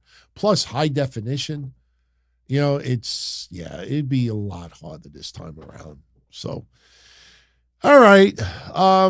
Just to close out tonight's Raw, we get Damian Priest, Drew McIntyre in the main event. And I don't know if you all saw this, just to give you, because the match itself was a fun main event, but it was your typical Raw main event. I'd be surprised if they go over 1.4 million viewers for the main event. Main events notoriously score low because it's a 3-hour show. I think the peak will be CM Punk and Cody Rhodes, and then you're going to see some, oh my God, with the women's match, the tag match, I expect 200,000-300,000 viewership drop on that. It's not a knock on the women, but I could see it a mile away. This main event was fun, but if I want to make it a little bit more interesting, here's a little video that Drew McIntyre posted on social media that I'm sure probably 99% of you have not seen. It's not a big deal, but you might find it interesting. Just arrived. Motel room. Early hours in the morning, New Orleans for Raw tomorrow, and I seen a full-grown man at the airport with his jeans around his ankles, peeing like a child. I could have done without that, but we were 6 days to the Rumble, and our champion's potentially hurt. And Seth, you gotta be careful when you call yourself a workhorse, because the thing about workhorses is if you run too hard and you ain't actually one, you get an injured wheel. I'll put you down, buddy, but that's a what if, not a what is. Let's talk about what is. Actually, let's talk about last week. Myself and Cody getting the chance to catch up. Former tag team champions of the world, the Dashing Ones, once again. Google it if you don't believe it's a real thing. You know, when we were younger, we really thought we could have done more within the system, and maybe we could have. But stepping outside the system, getting our heads screwed on, right, getting perspective, helped us become the men we are today. And as I mentioned, I set the blueprint, redefined what it meant to be an independent wrestler. Cody, he took it, put a spin on it, created a lot of jobs for a lot of our friends. And now, Matt Cardona is taking it in his own unique direction, which is awesome. But I still stand by everything else that I said. I think what we're seeing is a very clever act developed outside the company instead of the real person. The wolf in politicians' clothing. The gratitude is real. The work ethic is real. Some of the other stuff, I don't know. I guess prove me wrong. But I'd much rather the silver tongue than Punk's poisonous one. Now, Priest, you idiot. 1, stop wearing Rhea's clothes. 2, once again, why didn't you wait till I beat Seth and I was champion and I was weakened to cash in? Why do you think you keep failing? Actually, on that note, maybe 3, maybe I should take that briefcase from you and restore its credibility. Mate, I'm going to beat you. But BS aside, I do see you as an important player in my vision for Raw. And I admire anyone that picks a fight with me. But you need to learn it's not all about all rising, but falling in line. It's about trusting someone who's led multiple companies, including this one. Your next world champion. Take it easy. I found that more interesting than the match, to be honest with you. Damian Priest comes out. Drew McIntyre comes out. We get a typical Raw main event. They got a little physical outside the ring. At one point, Damian Priest drops Drew McIntyre on the announcer's table. Looked like it hurt. And we're getting, a fun competitive match. No Dominik Mysterio, no Jaden McDonough, no Finn Balor, no Rhea Ripley. But instead, we get R-Truth. R-Truth comes out at ringside. And honestly, I hated this. Made R-Truth look like a buffoon. Damian Priest is taking on Drew McIntyre, and R-Truth feels that that's the moment where he should give Damian Priest the money again. It just made, it wasn't R-Truth lovable R-Truth. R-Truth just trying to help. It made R-Truth look like a moron. And he goes out there, and Damian Priest is a little annoyed. Damian Priest shoves him down. Damian Priest kind of feels bad afterwards, and R-Truth just wants to help, but none of it made sense. And then R-Truth gets the briefcase, and he's putting the money inside the briefcase.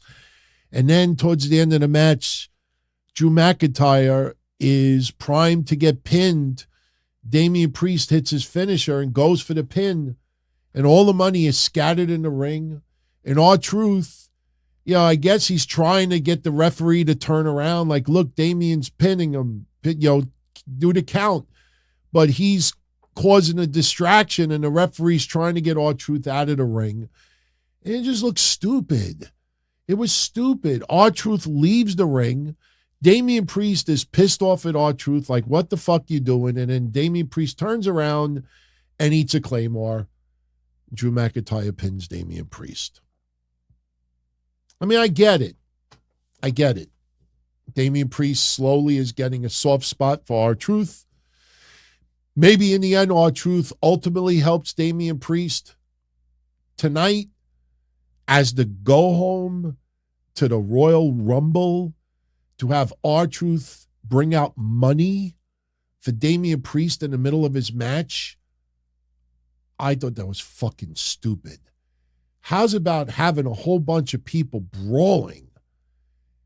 It's a Royal Rumble. Have everybody brawl. Get the Judgment Day to get out there. And then you have DIY get out there. And then you have Imperium get out there. And then you have the New Day get. See where I'm going with this? Next thing you know, there's 25 people in the ring all fighting, and everybody in the crowd sees it and gets excited. Oh, shit, Saturday's the Royal Rumble. Yeah, yeah, yeah. I don't think they needed to progress a Damian Priest R-Truth storyline to close out the go-home show for the Royal Rumble. JS says that SmackDown's ending. You're assuming that everybody watches Raw and SmackDown. Plus, everybody I said tonight were Raw wrestlers. Everybody I said tonight were Raw wrestlers.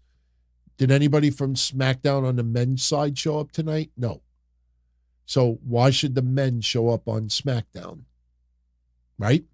You should have had SmackDown men show up tonight so Raw men try to return the favor by getting involved on SmackDown. But they chose not to do that tonight.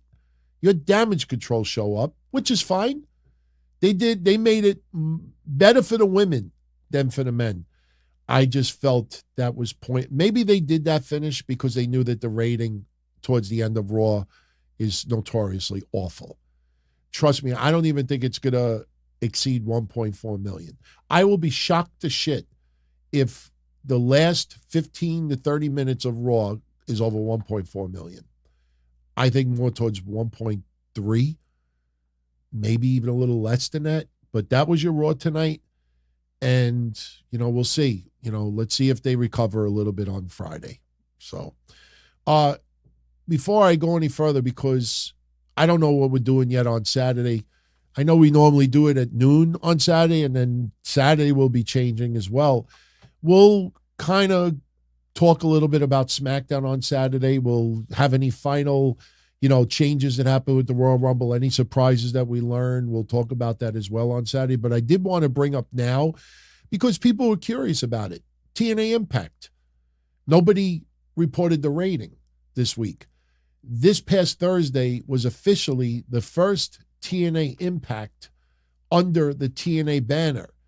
They also had Will Ospreay on TNA Impact this past Thursday. So, with the first TNA return to TV, did it pop a rating? Well, I got the answer for you, and I'm giving it to you before it even gets released anywhere else. TNA Impact did 112,000 viewers, which is low, obviously pathetically low, but it is about 30% higher than what they have been scoring. They've been averaging around 80.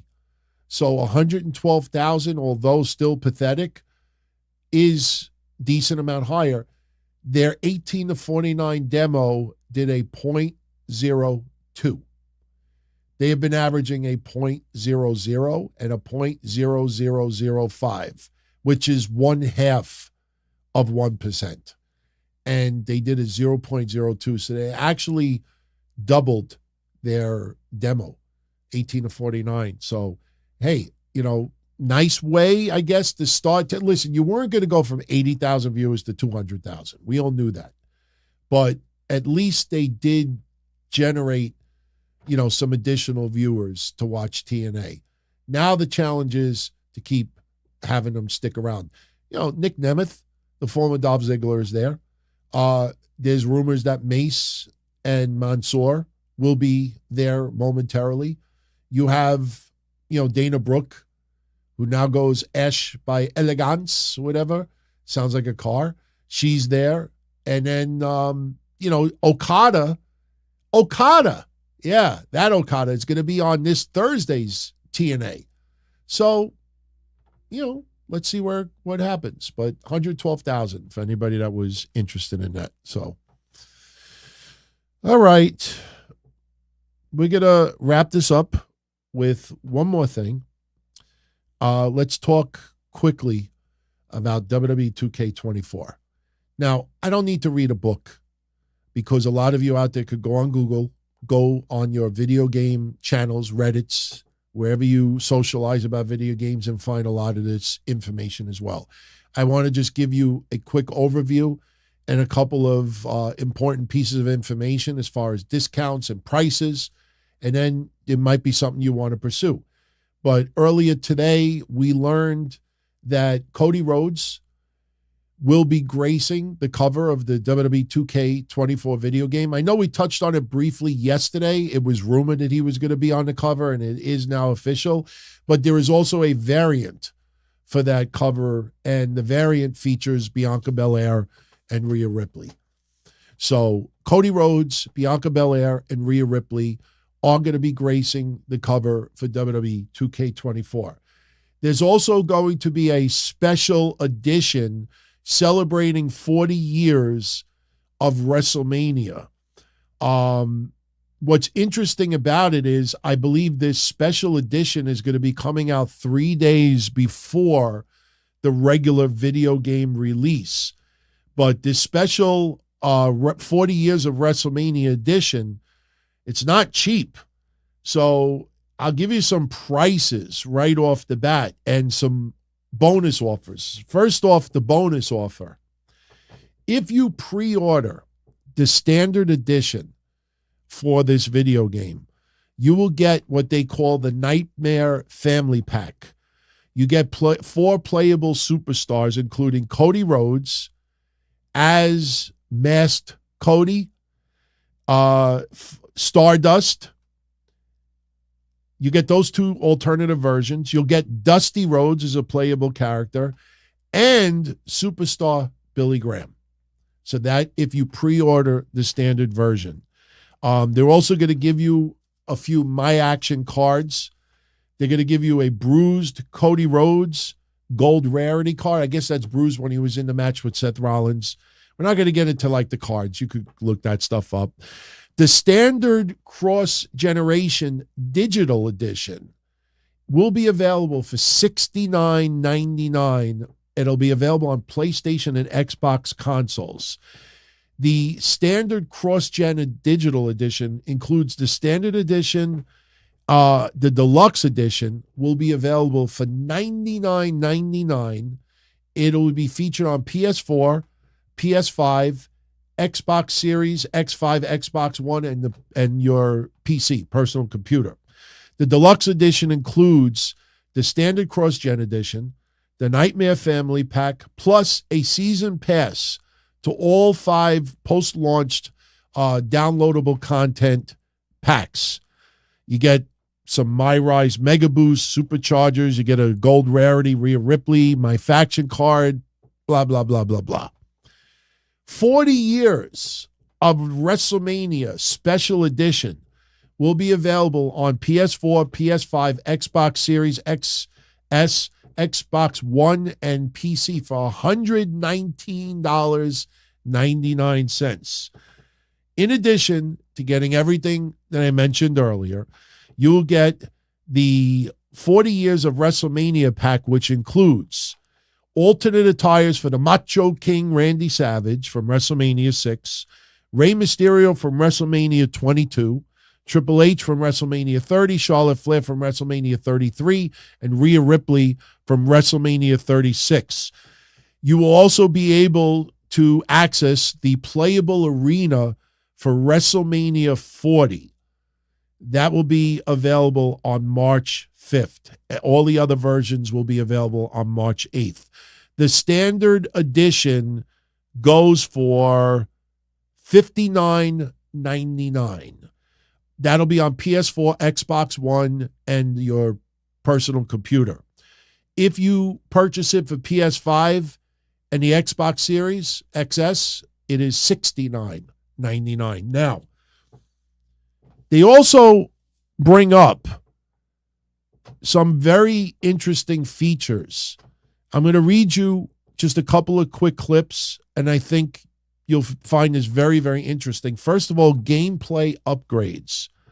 WWE 2K24 features improvements to gameplay, including super finishers, trading blows minigame, a top rope dive onto a group of opponents outside the ring, double title matches, new paybacks, and more.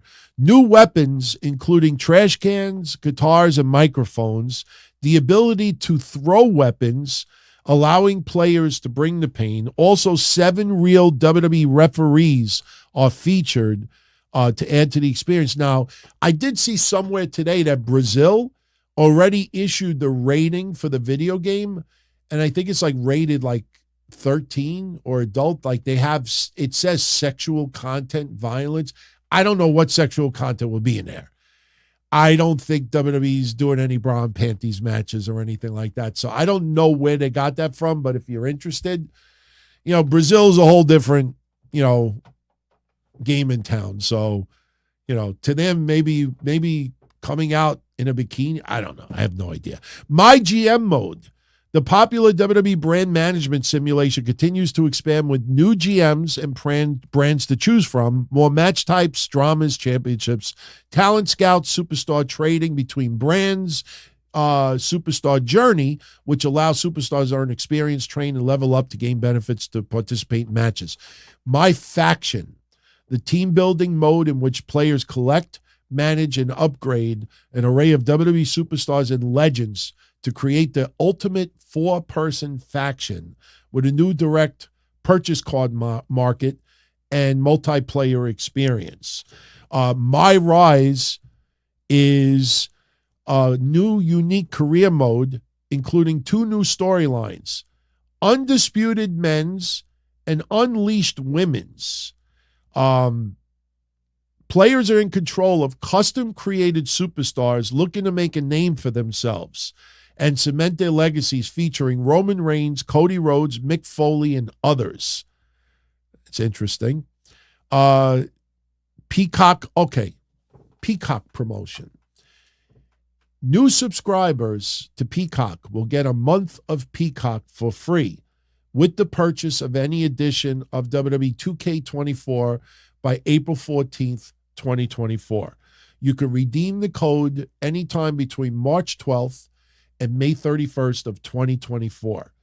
Now, that's not a bad deal. I know what some of you are going to say. A month with Peacock, what is that, $5.99, $9.99? Well, you know what? If you're going to pre-order the game and you're not a Peacock subscriber, pre-order the game now or wait a month and a half and then redeem it right before WrestleMania.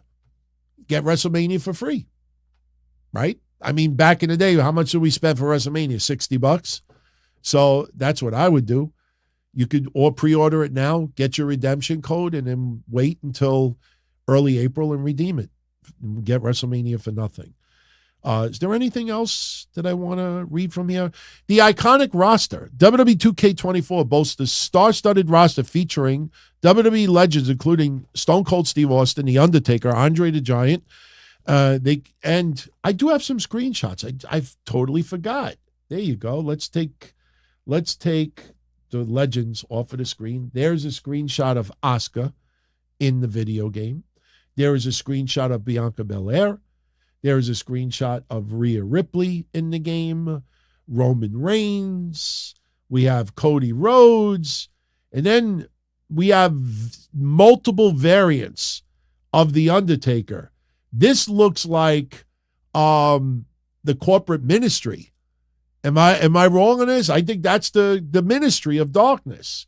You see The Undertaker there pinning Bret Hart. Then we got Undertaker here in a casket match. I'm trying to figure out who is that in the casket. Is that Booker T? I can't figure out who that is inside the casket, but The Undertaker, that's more of how we remember. So Markness says Booker T also. If that's Shawn Michaels was in the tanning salon a little bit too long. And then obviously we get Andre the Giant, Hulk Hogan, but take a look at the background. One of the things that people are talking about a lot about this game is that you're getting access to a lot of arenas and a lot of arenas related to WrestleMania. So, that's the Pontiac Silverdome. That was at 93,000 seats or 93,000 people showed up claiming. I don't think that's Orlando Jordan. I don't think Orlando Jordan is in the video game. But, not bad. I mean, the graphics look amazing. But the graphics don't really mean all that much if there's a lot of glitches. All video games have glitches. But the thing about these days is they can fix it.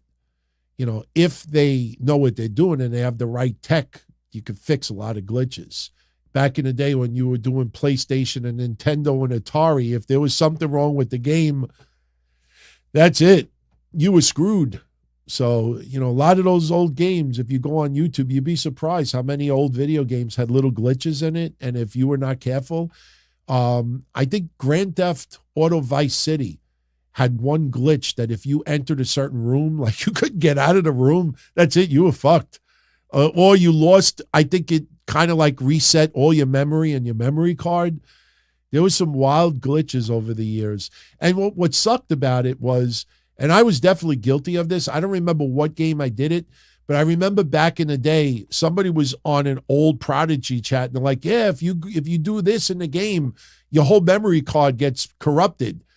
So I was just curious. I'm like, oh, let me try it. And I did it. And sure enough, my memory card was corrupted. I'm like, yeah, that's right. And I was like, fuck, my memory card's corrupted. So it's kind of like, oh, if I put my finger on the stove, does it really burn your finger? Oh, I don't know. I don't, let me just see. And then you burn your finger and then you're like, fuck, why did I burn my finger? So, all right. Yeah, Xander, Kevin and I will be talking about the Chris Van Vliet interview with Velveteen Dream on next Monday's show. I am very, very curious because I was one of the few people that defended Velveteen Dream back then. And I didn't defend him because I liked him.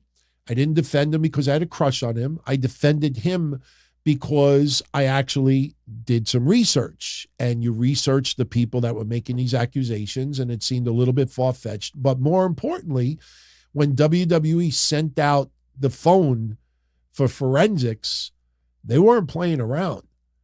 Just because WrestlingSchmuck.com hated Velveteen Dream and would not accept the fact, I'll give you a good example. Give you a good example of what I mean by that. And then we're going to close this out because it's getting late. Fightful. I subscribe to Fightful's Patreon. They put some good stuff in there. I know not everybody there is popular with a lot of people. I get it. I'm not fans of every single person there, but a lot of them do hard work and they do have a lot more cred than they don't. They just put up a story about Kevin Dunn.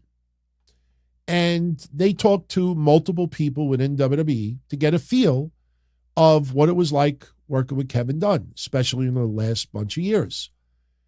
And the interesting thing about the story, and look, I don't have it in front of me, but here's my point. The interesting thing about the story is that most of the people that talked about Kevin Dunn said that he was very demanding because he wanted to get the best out of every single person. And the article actually doesn't make Kevin Dunn come off as this absolute asshole who happened to look like a hybrid of a beaver. Like he came off as somebody who was very, very demanding, not, like somebody you would want to have a beer with, but not this incredibly rude, awful person. So this is what they put out. And somebody said, what was some of the women's reaction to Kevin Dunn? And before Fightful could even address that, you had a whole bunch of people saying, there's a lot of documentation that Kevin Dunn was an asshole to the women. Like, they ran to, put it out there because what if Fightful comes back and a lot of women that are currently on the roster say, you know what, he wasn't that bad. He demanded a lot. He was not the nicest person around, but, he's very demanding. He wanted excellence. You cannot even allow that possibility. No, we got to hate Kevin Dunn. He's got to be the ultimate scumbag. Fuck that buck-toothed beaver. Let him eat some toxic wood. Let him gnaw on some toxic wood. So my point is, with Velveteen Dream, some people who hated him so much that, God forbid, you mentioned that WWE sent it, publicly traded company. They told their investors, we sent it out for forensics to see if there was anything that was deleted and attempted to, bleach the phone, and there was nothing. There was nothing. That is the truth. Nobody, for the most part, wanted to hear that. So I am very interested to see what Chris Van Vliet says with him. because something tells me almost everything that we talked about back then is going to end up being true. It's going to end up being true. That's why, sometimes you got to look a little bit deeper with a story, and you can't just be on this cancel culture to cancel somebody out when you refuse. Remember, and I'll leave you with this, remember the whole start of this Velveteen Dream story. Underage guy, 15 years old, I think he was, underage guy claims that Velveteen Dream in a chat wanted to see nudes. And the kid said something like, I hope he was hacked. I hope it wasn't him. And then Velveteen Dream later that night or the next day said it wasn't him. And you know what that person said? Instead of that person saying, oh, okay, okay. Remember, the person said, maybe he was hacked. I hope it wasn't him. So the minute Velveteen Dream said it wasn't him, you know what that kid said? Liar! You're a liar! Bullshit! You're a liar! Liar! Liar! Liar! What happened to, maybe he was hacked. Maybe it wasn't him. Maybe he didn't do that. The next day, I didn't do that. Liar! And then you find out they were on message boards. They hate ends. Rhymes with wigger. Then you start learning a little bit more. And then the biggest guilt, what school did you go to? I've always said Velveteen Dream's biggest mistake is talking to random fans at 3 o'clock in the morning. I don't care how wired you are. I don't care how fucked up your sleep pattern is. I don't care how lonely you feel. I don't care if you were just talking about wrestling. You don't, at 3 o'clock in the morning, socialize with wrestling fans, especially if any of them claim to be in school still. You got to say, oh, look at the time. I got to go. Oh, there's something wrong with my connection. Bye. What school did you go to? How did what school did you go to turn around to see, let me see you in your underoos? So that's why I gave him the benefit of the doubt back then. Is he a little strange? Absolutely. But Kevin and I will be talking about it next Monday. So we will have a whole list of topics to get into. I hope you could join us next Monday. For anybody that is going to be new to what Kevin and I do, this is our 20th year. Yes, for a few years we didn't do it, but this is our 20th year doing it. And there was one point that we were number one across the board, not just wrestling. I guarantee you, before the end of 2024, you will see screenshots of the Don, Tony, and Kevin Castle show at minimum back in the top 20. And do not be surprised if it happens sooner than later.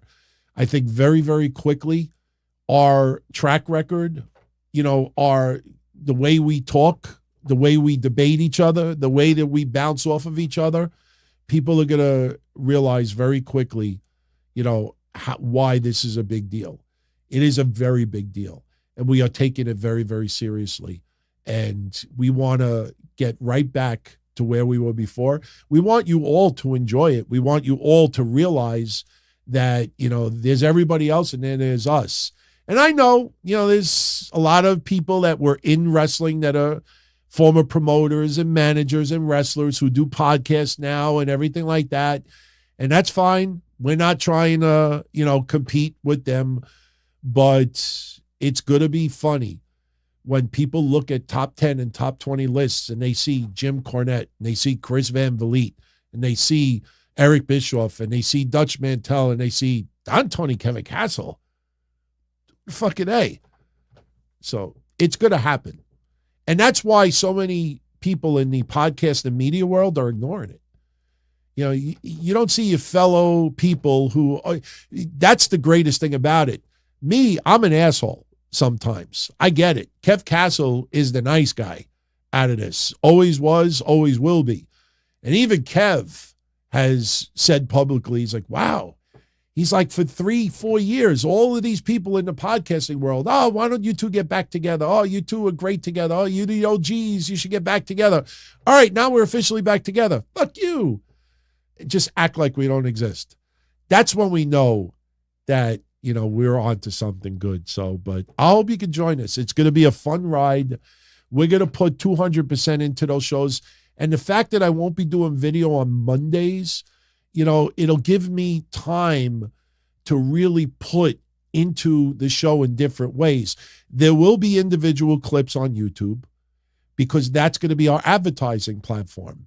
When you Google and you want to hear about Seth Rollins' injury, you will see Don Tony and Kevin Castle talk about Seth Rollins' injury. I wish we would have started a week ago because our conversation bringing up, MCL grade 1, 2, 3, out of action 2 weeks, 1 to 3 weeks, 4 to 6 weeks, that would have all been out there already.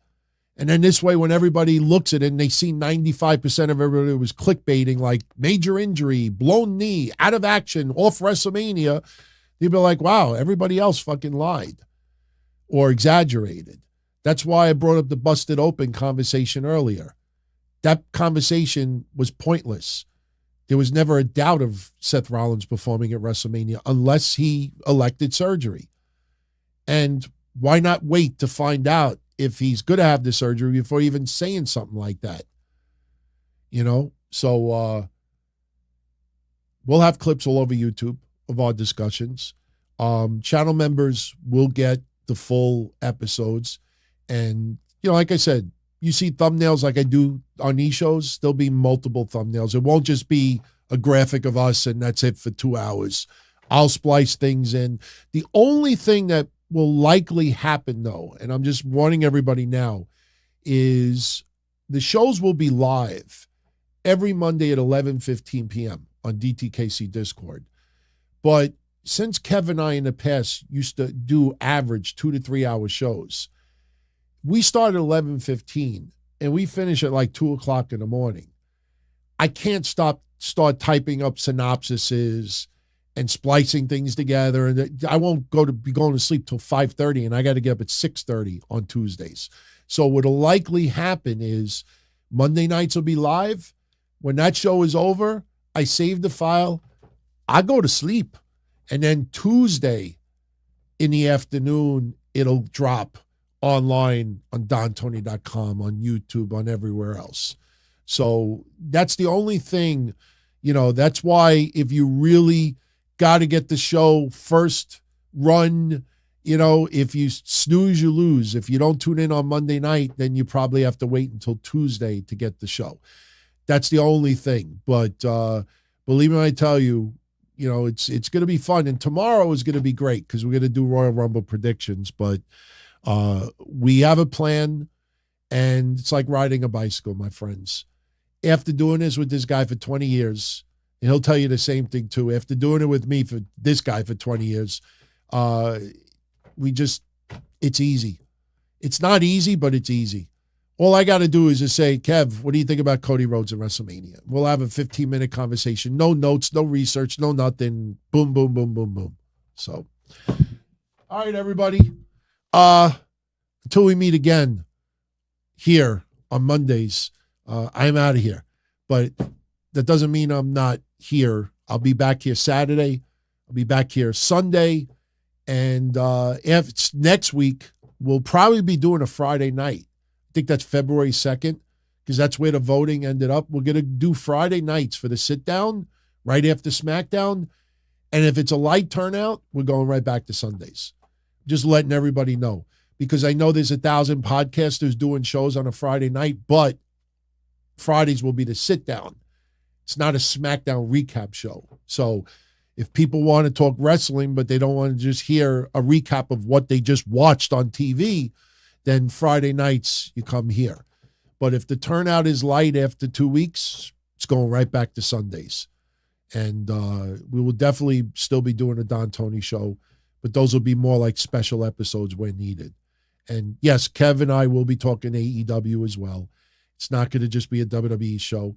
We, if you remember back in the day when we used to talk about TNA and everything else, we ruffled a lot of feathers at TNA. We were one of 2 podcasts that were banned from anybody doing interviews with us. That was the greatest thing about it.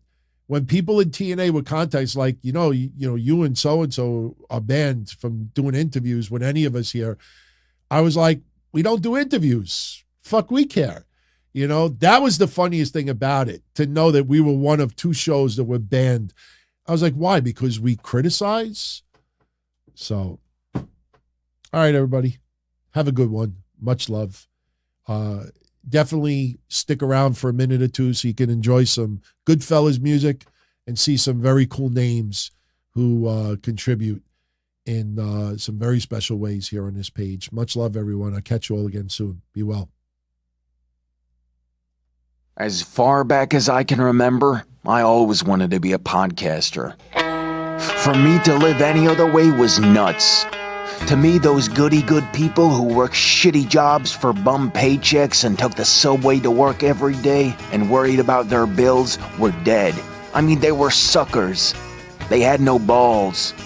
If I wanted something, I just took it. I ran everything. I paid the bills. I paid the host. I even paid the masked maniac. Everybody had their hands out. Everything was for the taking. We always called each other good fellas. You would always hear from somebody. You're gonna like Don Tony.